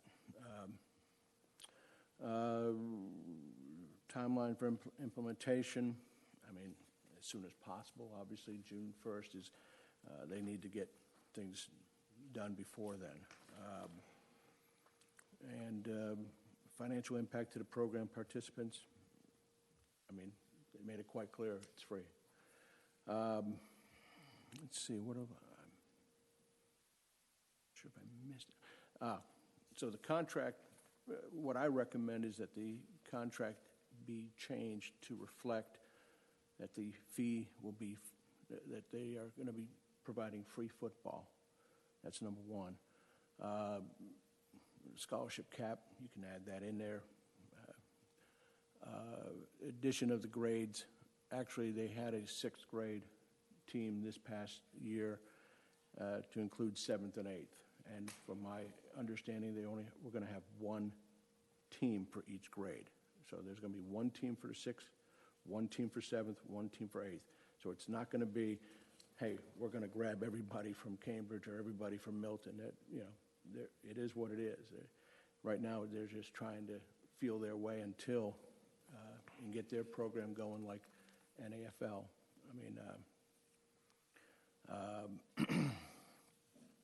So, like I said, this is I'm very encouraged in my conversations, that there will be a lot more transparency and more communication with us and them, and I think we're going to be, I think everybody will be happier and not have to worry about what are they doing next. I think they'll be able to call us, Ron, myself, or the 2 liaisons. I think they'll be calling both of us to run ideas past us before they put it on Facebook. Gotcha. In regards to the numbers of kids that possibly could come out of Roswell, do I need to still talk in this thing? Mm-hmm. Yes, please. Please. We don't have a similar problem with Eagle Sticks. There's nothing written in there saying that there has to be a percentage of kids coming from Milton, correct? That is correct. We have the same Eagle Sticks, Hopewell Baseball, and Milton Steelers operate on the same contract. I'm just thinking as a parent-run organization. Right? Yeah, just thinking in regards to the popularity of Eagle Sticks, if equaling the same standard, it hasn't become a problem for the girls lacrosse. I don't see it becoming a problem here. Unless you guys see otherwise, but I don't see that as an issue. It could always be something that's discussed later. Only to the extent, well, so I don't know all the sports, but you would know lacrosse better than me. But to the extent that there are lacrosse providers in Roswell, so Roswell residents are served well enough, they don't have a need to leave to go anywhere. Or Right. to join into a Milton program early enough so they don't trip over any out-of-city fees. Or if there was a free lacrosse program in Milton and you were zoned to Milton High School, you might run across lots of fences to get there. Right. And so a problem might arise where one didn't exist. Okay, I see what you're saying. I do think, though, that as far as the younger programs go, there aren't as much competition at that level. Now, at the feeder level, there is. That's a whole different ballgame. So anyway. Yeah, and I think in every sports, I know baseball well. I mean, there's advanced competition for all kinds of 6th, 7th, 8th grade, all the way up to 5th, 6th, 7th, 8th grade, all kinds of competition against what might be a feeder team. Exactly. Except that feeder in baseball typically only starts at 8th. They don't go down to 6th grade. To 6th grade. Okay. So we don't hear about it as much. Right. Bill, quiet down there, all by yourself. The unintended consequences, and you're bringing up some good points, Scott, that I'm not thinking about. What are some unintended consequences that we ought to anticipate if we do this with other providers, be it with the city? What I'm just trying to be thoughtful to what have we not thought about as a result of a decision to provide free football? Unintended consequences. It would be they would have to build a better mousetrap. And I mean, I think one unintended consequence, I mentioned it earlier, is that the program participation gets upside down and it moves from serving all Milton, that free comes from all around, and they pay the $90 out of city, and you get upside down on having more out of city than city participation, because free is the lead-in. I think that's the one unintended consequence. Whether it happens or not, it's different. Is there But language? it's only free for Milton and Alpharetta. Now, if the MOU were to change, where competing programs were removed from the MOU, free would pertain to then just Milton residents? Yes, correct. That is correct. So Alan, you bring up a point. A Roswell resident zoned through the system to Milton is going to pay a fee, correct, and it won't be free to them. Right. So it's only free to Milton and Alpharetta. Not to speak out of turn, but unless there's scholarship. Unless there's scholarship. Alan, Unless you make a Alan, choice. Could you come up into the microphone? Sorry. I'd love to capture you. Unless they would be someone that financially could not afford to pay. Right. You chose that were to living in scholarship them. Roswell as a Roswell address, it would be free to them because they financially wouldn't be able to afford it. And I think that would be a small number, to be honest with you. I'm not. So interesting, though, is to your point, Joey, so they have a disincentive to come join because they've got to pay full freight as a registration Well, fee. that's the reason why we're doing it that way, as a disincentive. But yet, in your marketing material, in your presentation, you made a point that you were going to focus on driving Roswell. To the kids that couldn't afford it. It just says to tap into the city of Roswell residents who are zoned for Milton High School, as if that's an untapped market. It is an untapped market. So they would have to be scholarship players. Scholarship players. Okay. Just trying to be clear. Can I want to. Ultimately, not to interrupt, but ultimately the goal here is to build a program with people that can't afford to play. Yeah. Understand. Because that market is very untapped. Right. And for the world that we live in has an agreement between the cities that puts walls up around certain assets, parks, and land, so that we've got to figure out how to navigate through, around, or over those. So it puts the opportunity to play free for a Roswell participant falls on you guys to give scholarships rather than allow them, as if they lived in Alpharetta, to come in free as if they were inside the wall. Correct. Yeah, okay, got it. Alan, why I've got you. Sure. Your comment, and thank you for touching on it, the city would be held whole. Can you go into detail on that? Yeah, it means just what it says. The city is charging a fee for us. I think it's $49.20. And you have my assurance that it'll be made whole. Yeah. That's where I come in. I've heard all these other coaches talk. I've coached for 35 years, college, high school, pro. I don't care how they pay for it. Exactly. For us to be even sitting here, if they want to pay for it, let them pay for it. If they have a program that the city can be beneficial to, let them play. We're sitting here in a meeting asking folks why they want to spend their money, and I could care less. It's their money. If they raise it, let them raise it. Well, as long as they meet the requirements of the contract with the city. I think it's very important that, from the standpoint that we have other vendors, that we need to keep that Exactly. equalized, that, one is not being favored because one is being able to produce a free program. And the word But- free is throwing folks with off. The city's still getting paid.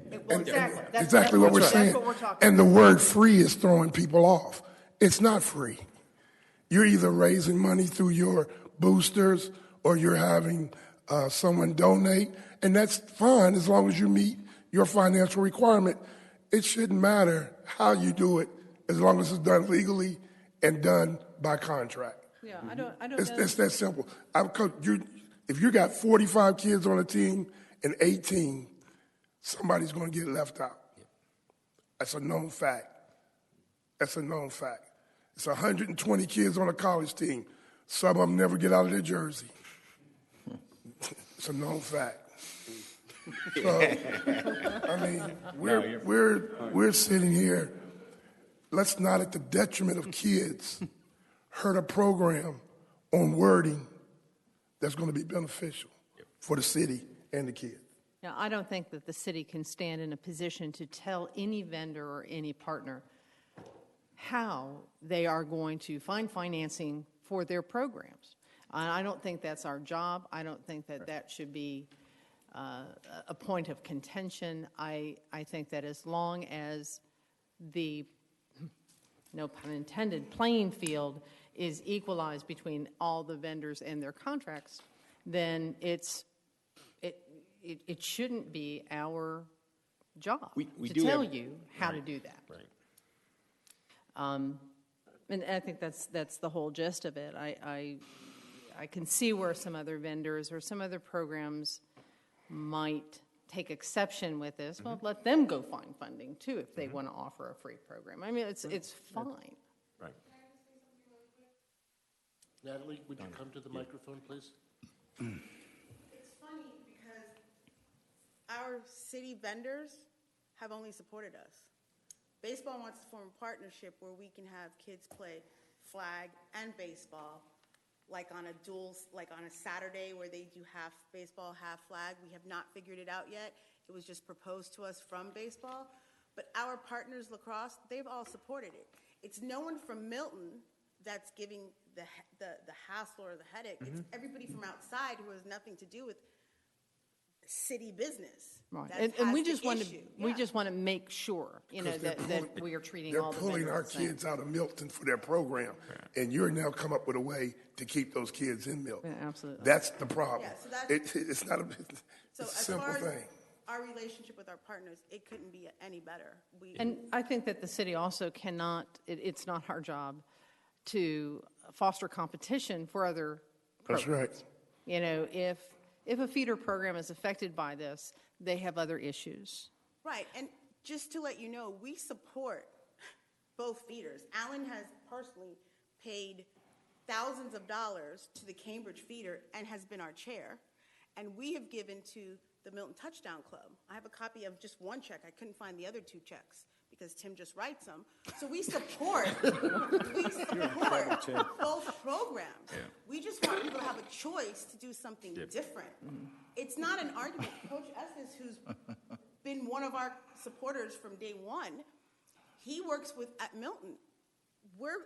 It's just a support. The athletic director at Milton allows us to be there. The new head coach, Tim has had conversations with him. So we're supporting both programs. We just want people to have a choice to do something else that they may want to. And we're not trying to take kids from feeder. It's if a kid a family doesn't want to play, they should have an opportunity to do something different. That's it. But I just want to make it clear that we support both programs. There's no ill will at all. So, go ahead. As a resident of Milton, I don't care what them other folks think. They want competition, they're going to get competition. So now buckle up, tighten your pants, and let's play ball. I agree. Period. We're not going to keep sitting here going through stuff for other cities. You can't keep up, move. I'm right there with you. There is one responsibility, and I think the free registration is very innovative. And I heard free, and then I hear that there will be some money spent. So I caution the process moving forward to be very clear, because it's either free, which most people, when I hear free, it's come and grab it and I can take all I want, versus free registration and you pay for a cap and your shoulder pad. So I think there's got to be some clarity so people aren't confused that it's... There is. On the registration, parents get that notification. With flag, it says on there, you'll pay $125 and the equipment is $60. If you cannot afford the equipment, we have equipment to give you. As far as football, the registration is free. With the registration comes equipment. If a family cannot afford it, then, or wants to buy their own, they're able to do that. Gotcha.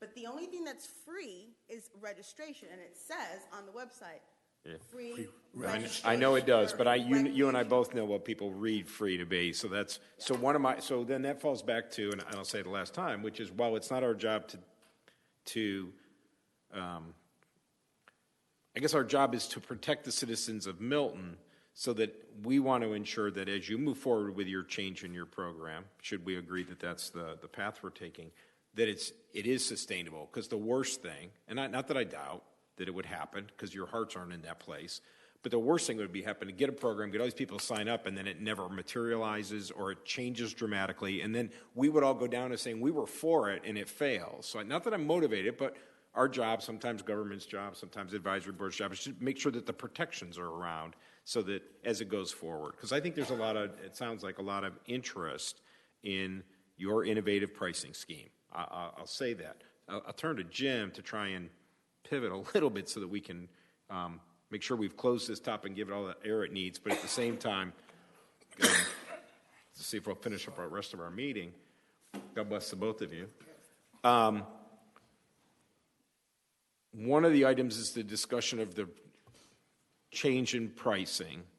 Van suggested there are some other amendments to the agreement, and one of them I haven't heard any discussion about at all in tonight's meeting, so I'm looking for direction on how do we get into the nuts and bolts of the amendments to the agreement that we would finally either say we're for this revised agreement and run it up to council. How's the sausage get made from where we're at now to something we can react to? I think a good starting point would be for you folks to identify what parts to the current agreement you wish to change, and make a decision if you support that change or not as a group, and in turn give that guidance to the city on moving forward. So there's several components. There was the component of the change of fee. There was the component of additional 7th and 8th grade and things like that. So perhaps if you sum that up as the changes that you're recommending to the city, that might be your way to go. Yeah, so it's been a while since I've taken contracts, but there's a clause at the end where you can add things in into... It's an addendum. An addendum. And just add that and say, this supersedes any previous, Yes. or... Yes. The process for an addendum to the contract already exists. We used them in past years, and what we did this year is we took all of the addendums that we've been approving routinely, and we just added it to the contract, so as to avoid the addendum process.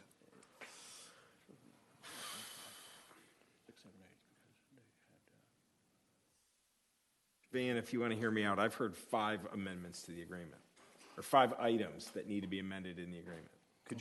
What are the 5? Because I'm trying to write that down. I'm going to try and repeat them. You tell me if I get them all. That's right. The first is pricing. Correct. Free Right. football. Versus The second item is a scholarship cap. Okay. I think we all need a little more discussion there.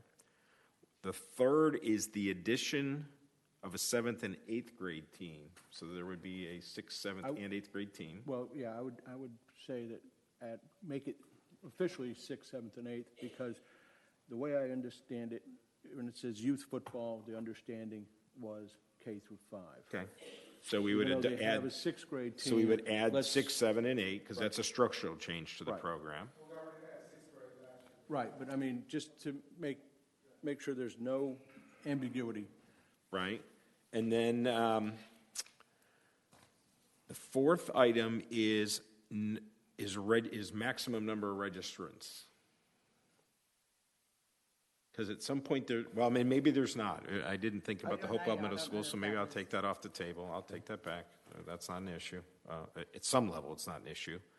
The other item that struck me, and we talked a little bit about it prior to this meeting, is we have a residency requirement in advanced sports, but no residency requirement in recreation. Yeah. And for the benefit of all programs, particularly one with innovative pricing, perhaps we need to make an amendment to the agreement that addresses some threshold of residents in the recreation program to protect the city field so that it doesn't become 80-20 ever. Not that I'm saying that they're ever motivated to do it, but it doesn't become 80% out of residents and 20% residents. Right. So that's not in the contract, but would be something that we should probably throw in as some number and threshold to.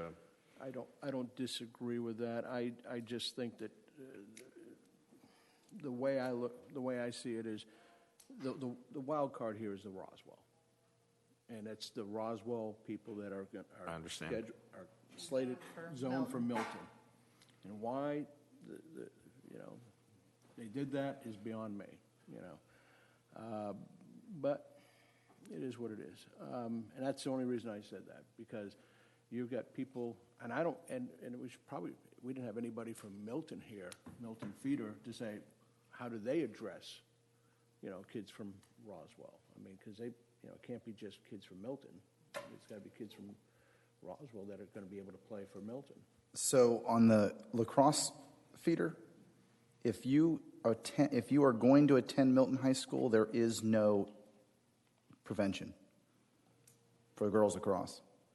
I mean, there doesn't happen to have to be, there isn't that many kids, but if you are going to attend Milton High School, you are 100% on the Milton feeder team. If you make it. So Otherwise, you have to play in the rec, which is a little different, but. I think it's very hard to envision 231 kids in a program where 120 of them are from Roswell. Right. No, I agree. Right. I agree. I think it's hard. So the last item then, so I'm 1, 2, 3, 4, 5. Last item, because we've talked around it, making the city of Milton whole, lots of words, but it's not in the agreement how the city of Milton would capture the 15%, because the specific language in the agreement says it's 15% times the total registrations collected. Exactly. So we would need to change that paragraph to say it's 15% times what was an agreed registration fee, because there isn't one. So we'd have to write one in, Yeah. and then a mechanism to make sure you guys get paid. So that would have to go in the agreement. Doesn't exist today. Yes. So there's 5 items in that. And I know, and it sounds like you guys are all for it. We just need to put the language in it to make it work. So those are 5. I'll say them again. So we're if we get kind of close to some kind of motion here.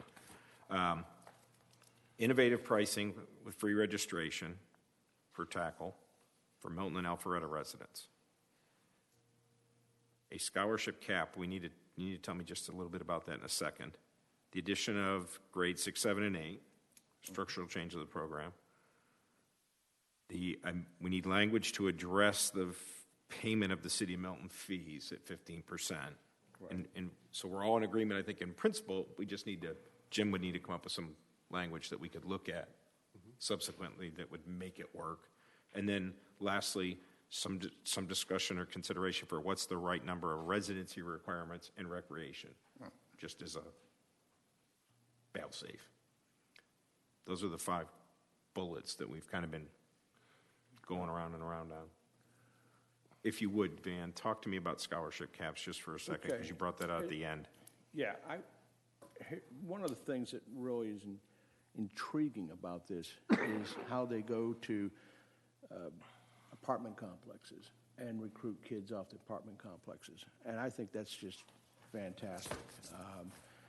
And these kids don't have a lot. I mean, let's face it, they're living in an apartment, so they don't have a whole lot of disposable income to pay the $439 or $525 or whatever. And on, it's basically, right now, it's at 7 or 8% of their total registrants right now, or, well, last year, about 7 or 8%. It's between that number, might be 7.5, 7.7, whatever it was. So I just, I assume they're going to have more, they're going to reach out to more kids and bring them in. So 10% was a happy medium where they didn't have to pay for it. Let's to put in brass tacks. If you have 231 kids in the program, 23 would be free. The city of Milton would not be able to capture any money from that. Now, if the number gets higher, let's say they get a lot of those kids from Elkins or a lot of those kids from that are getting subsistence at some level, that number's going to go up. And at that point, we've got to figure out what's good and what's not good. And that's So that comes back to the core of the issue that we're dancing around, which is if kids from Roswell are not motivated because they have to pay registration, but they chose to be in scholarship eligible, and that's an entirely different discussion about, and I know it, about what those criteria are and how that's administered. But therein lies the rub of if the word's on the street that Roswell residents can get scholarships to this NFL program, then we just created a freeway to Bell Memorial Park. Well, And Alan, sorry, May I'm I just please I'm address- talking. May I please address that while you're doing that? Yeah. I actually sat in and we've done our own statistical analysis of what we think those numbers are going to be. Van and I actually got together to come up with the 10% for the 23. We are perfectly okay with it being 23, and if we need to schedule or have more kids that are scholarship that are more than that this next year, we'll pick up that. I have no problem with it.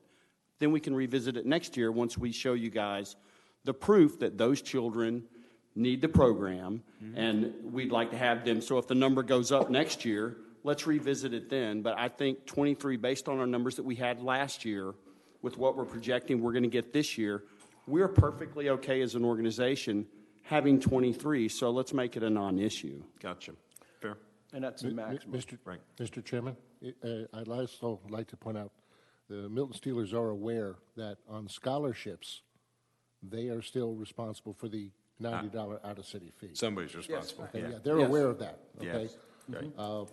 I just ran a quick number here, and if they had 230 kids in the program and 23 were scholarship, then, and therefore we didn't collect on 23 of them, that number that we did collect on would be slightly greater than the amount of money we collected last year at the 30% rate. So the numbers work. Gotcha. Okay. So, I'm sorry, they would still, so non-residents would still be, Right. If they scholarship someone from Roswell, okay, they still have that non-resident fee. right, that they're and so gonna we don't collect the revenue on it because they scholarship that person. Right. They would still be responsible for the $90. For $90. They're aware of that, and it's never been an issue in our discussions. pay. Okay. Got it. That helps me get my head around Can, it. can I offer a suggestion? You sure can. Okay. I would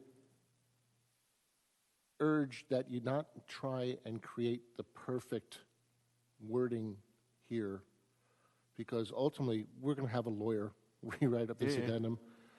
You might want to consider backing away a little bit and go to the 100-foot level and just say these are the principles that we would propose that we would support changing in the contract. And that's what I'm trying. Okay. Okay. Good. Sage advice, though. Van? We'll stick to the 4 then, which is number 1, free. Number 2, and probably define free, free registration. Number 2, the scholarship cap, 10%. 3, the additions of grades 6, 7, and 8. And then 4 is the fees. And the fees are based on last year's registration numbers. And that's where the 4920 comes into play. Right. That sounds like. Do you want to add Residency. a recommendation to Jim in their discussions about any residency requirements for recreation ball? Ban, others? Just not a number, but just the thought that we need to go explore. There was a gentleman who presented an idea. Why don't you have a tiered registration, which Milton residents, and therefore Alpharetta, would have a first opportunity to register. And we already have that, right? In that agreement. I thought it's in their phase. phase. I'm pretty sure I think we do. It's a 3-tiered thing. Right. First week or 10 days. Milton, Alpharetta, then out of city. That's right. That's right. We already It's already have in that. there. Just use it. Okay. Okay. Then so we're at 4. So I'm all. Okay, we're at 4. Those are the 4 points. So we want to make a motion. So we're making a motion to advise council. Direct staff. Direct staff to direct staff amend the to change- agreement To amend the contract on these to 4. reflect the following 4 items. Yep. Okay. And then Jim would bring back to us the revisions. We would, Or would we would, least based on this recommendation, then, I would certainly go to my bosses and make sure we're all good with this, and then submit it to the council, submit it to the lawyer, get it to them, and then get it before council. But I think the idea was we would move as quickly as we could. Yeah, I agree. I think I think right now we're in a very sensitive area right now. And may I speak on that note? Because, of course, time is of the essence, and I will tell you guys at this point in the game, we have over 70 people registered. Last year at this time, we had 2. Okay, so it's a hit. It's working, and it's going to work. But as you drive around the city of Milton right now, you're going to see street corners flooded while our competitor signs out there because they're fully aware that we are in the middle of this process. And every day that we wait, we're losing children to a competing program in another city. So the faster we can get this resolved, the better for our organization and the better for the city to retain those kids. I'll be polite, but had we discussed the contract in advance of the changes, we wouldn't be having a 2-hour meeting to go over the changes. I don't disagree in with that. April. I don't So, disagree with that. Your point's taken, and Jim's made it very clear. The city's got time is of the essence as a motivator to resolve this issue, and hence we're having a special called meeting. So I got Thank you for that. Yeah. Motion. Somebody want to make a motion? We just did. I think Dan made the motion. Did you make the motion? I think I make the motion to recommend the following changes to the present contract. And I would also add that it be, city council will take care of that, and then present that to that we approve the changes, and then that is I think that is the impetus to get it to the city council. A second. Motion. I think we need to specifically identify those 4 changes, so we capture that for the minutes, please. All right, the 4 changes reflect the free registration. Number 2, the scholarship cap at 10%. Number 3, the addition of grades 6, 7, and 8. And the last one is the fees. The fees to Milton are at $49.20 based on last year's registration numbers. Per registrant. Per registrant, correct.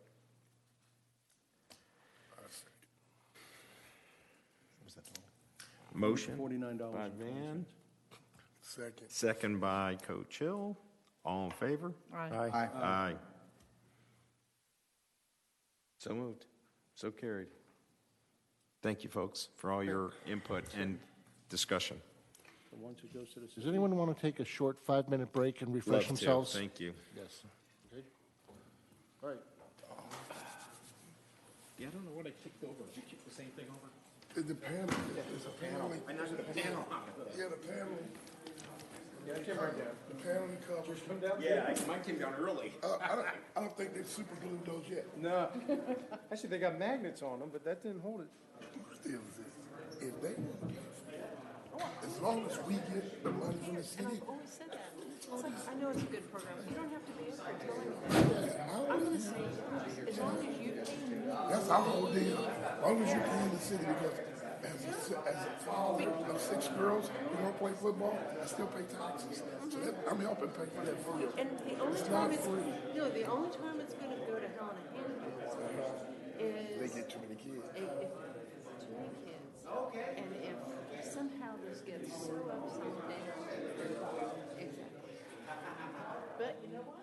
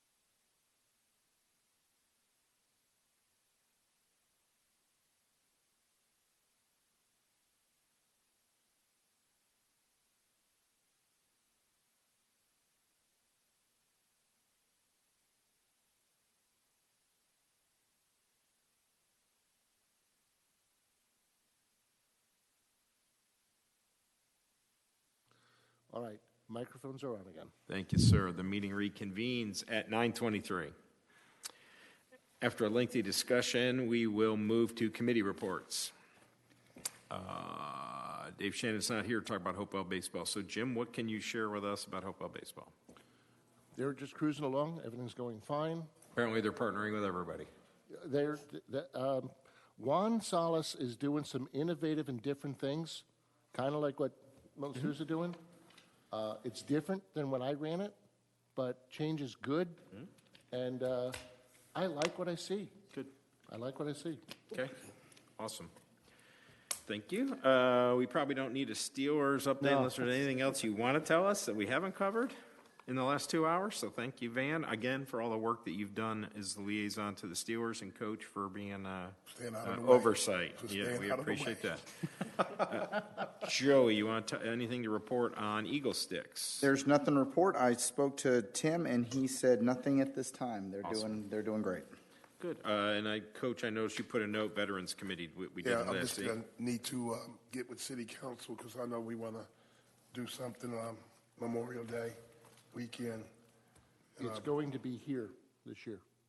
The Memorial Day celebration will be here at City Hall. Okay. I'll come give you a run. Got this brand new building. Yeah. It's really pretty. Mm-hmm. Do you need anything from us, Parks and Rec, or from Jim on, No. in that committee? I Or would definitely like to, there's a military fraternity group I'm associated with, and we would like to do something with the city that day. Bring some veterans out. Okay, then what we need to do is we need to get you involved with Courtney Spriggs with what's Courtney. going on there. Okay. Okay? Connect me with Courtney, Can we make a please. note of that somewhere? Okay, got it, okay, all right, hold on. Courtney. Coach, are you looking for volunteers?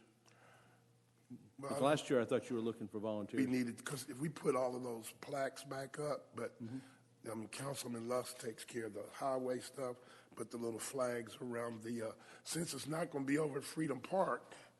No, You know, that no, kinda- I think you still would decorate Freedom Park because we're still going to have the crosses up and down.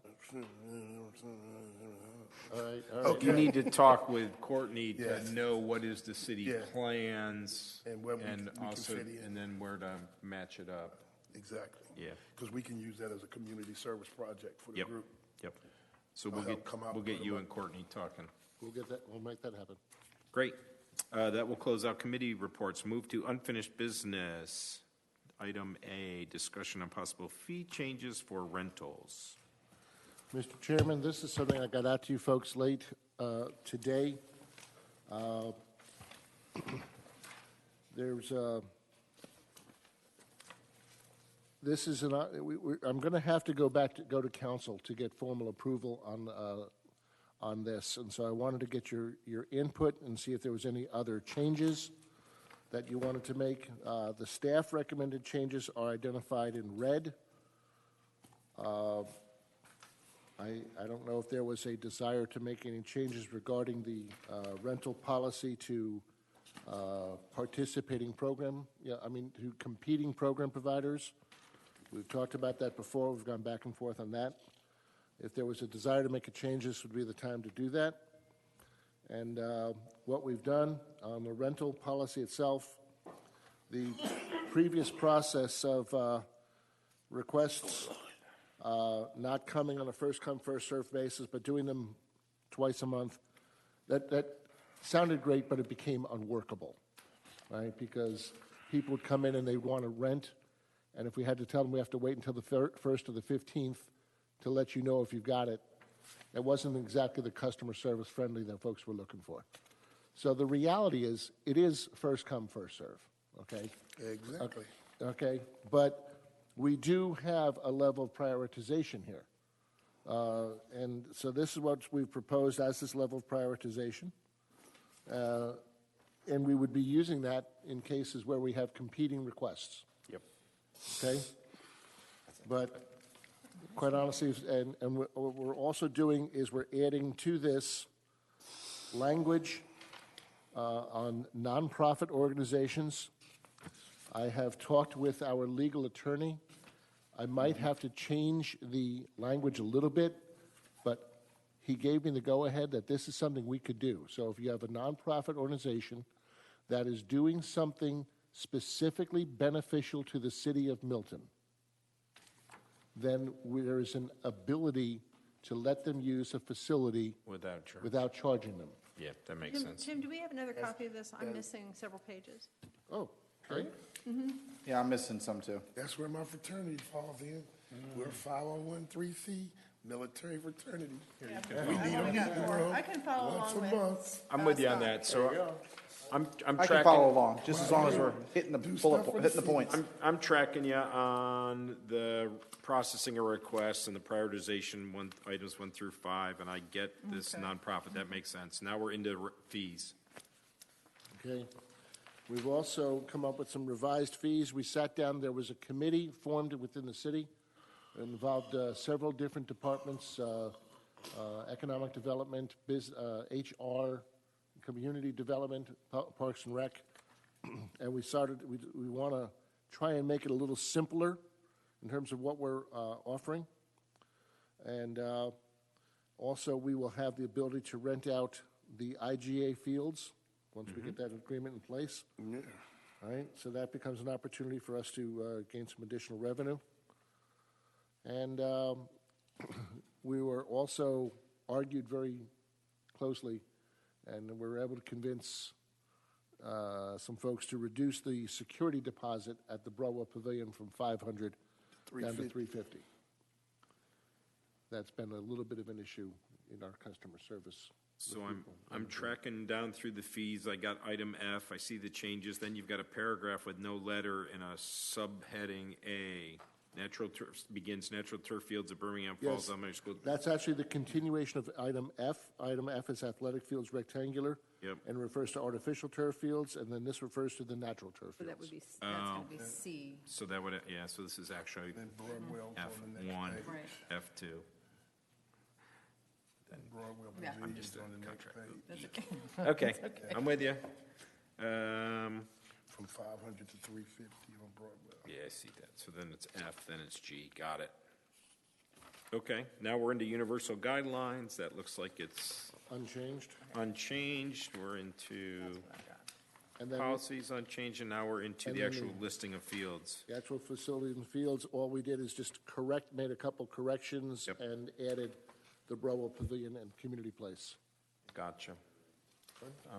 Oh, yes, and we are taking out of the rental pool the community room at Bell Memorial Park. I saw that.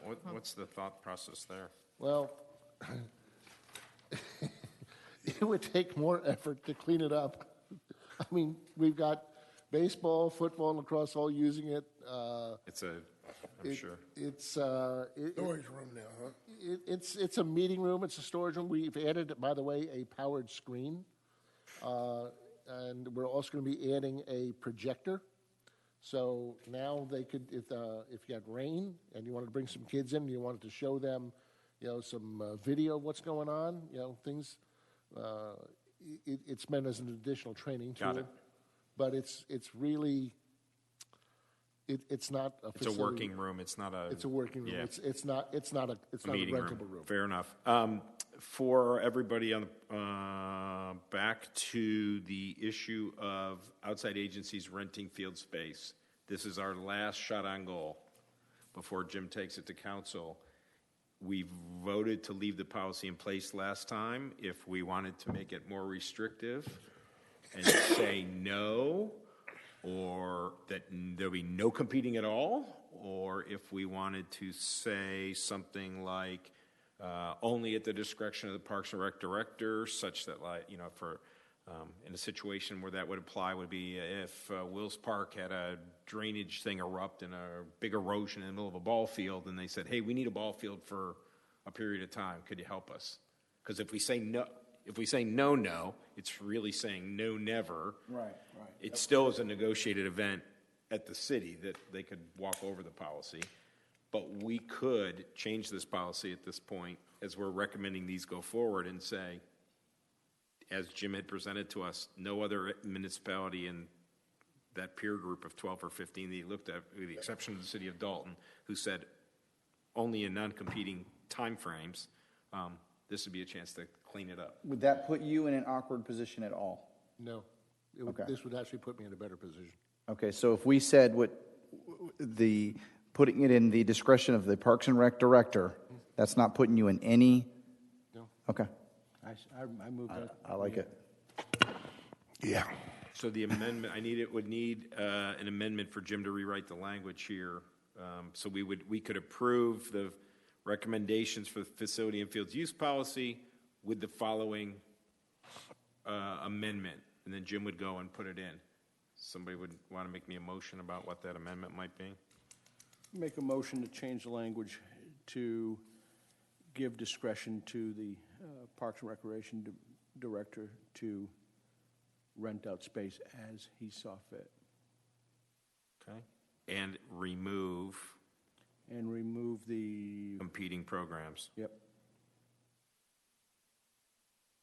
And if I may ask, you might want to also add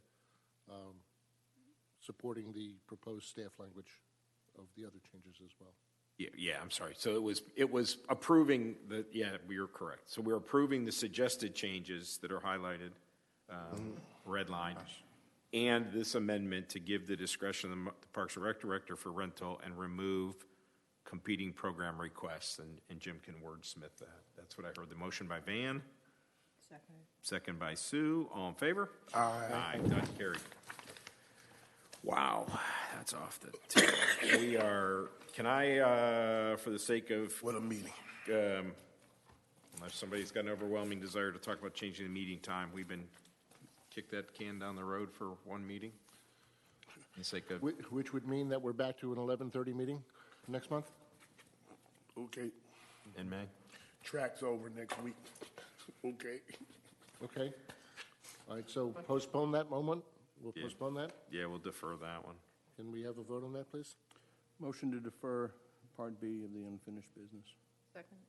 All in favor? Aye. Next. Back now to the Wall of Fame. Okay, the Wall of Fame discussion. I don't necessarily know that this is something we need to be voting on as much as I need to make you aware of some of the questions that we came up with in policy procedures. I'm sorry, Van. Apologize. I really need to,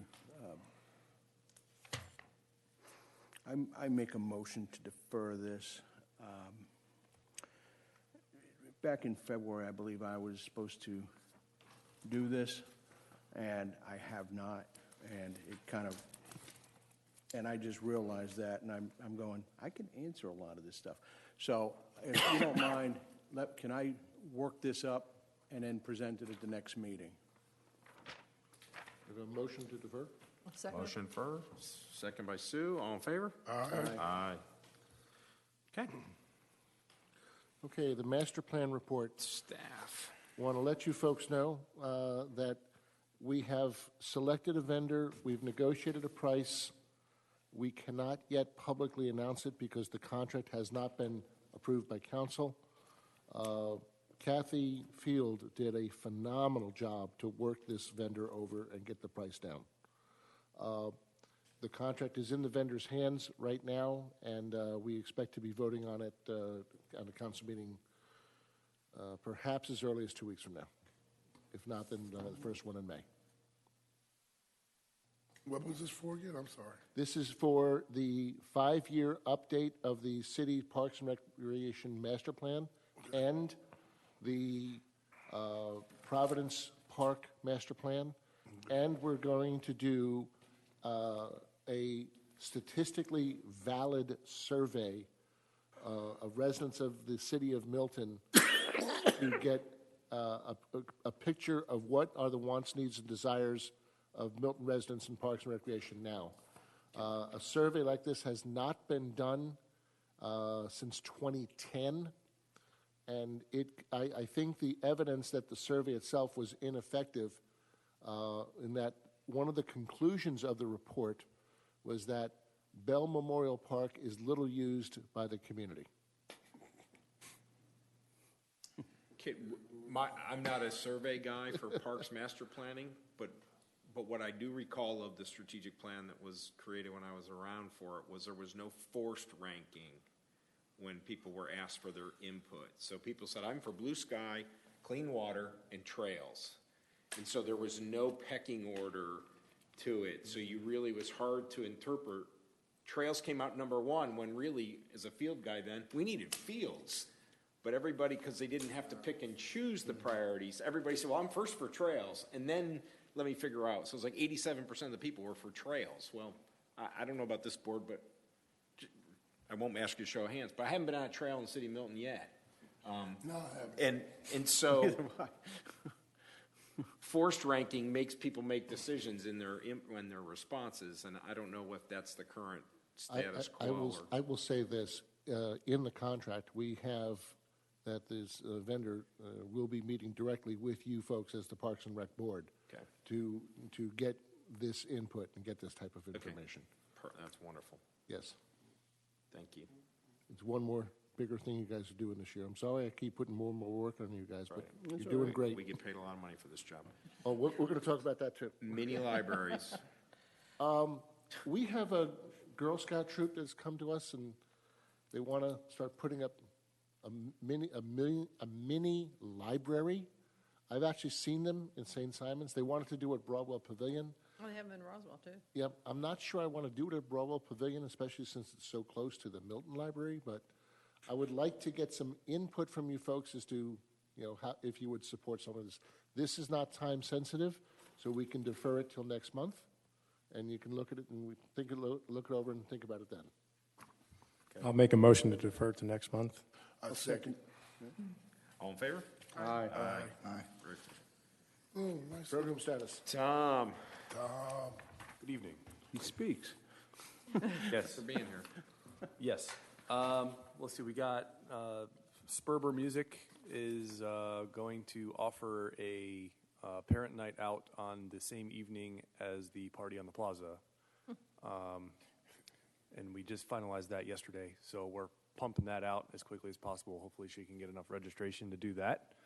Those parents that have kids but don't have a babysitter lined up that want to come will now have an option offered by the city.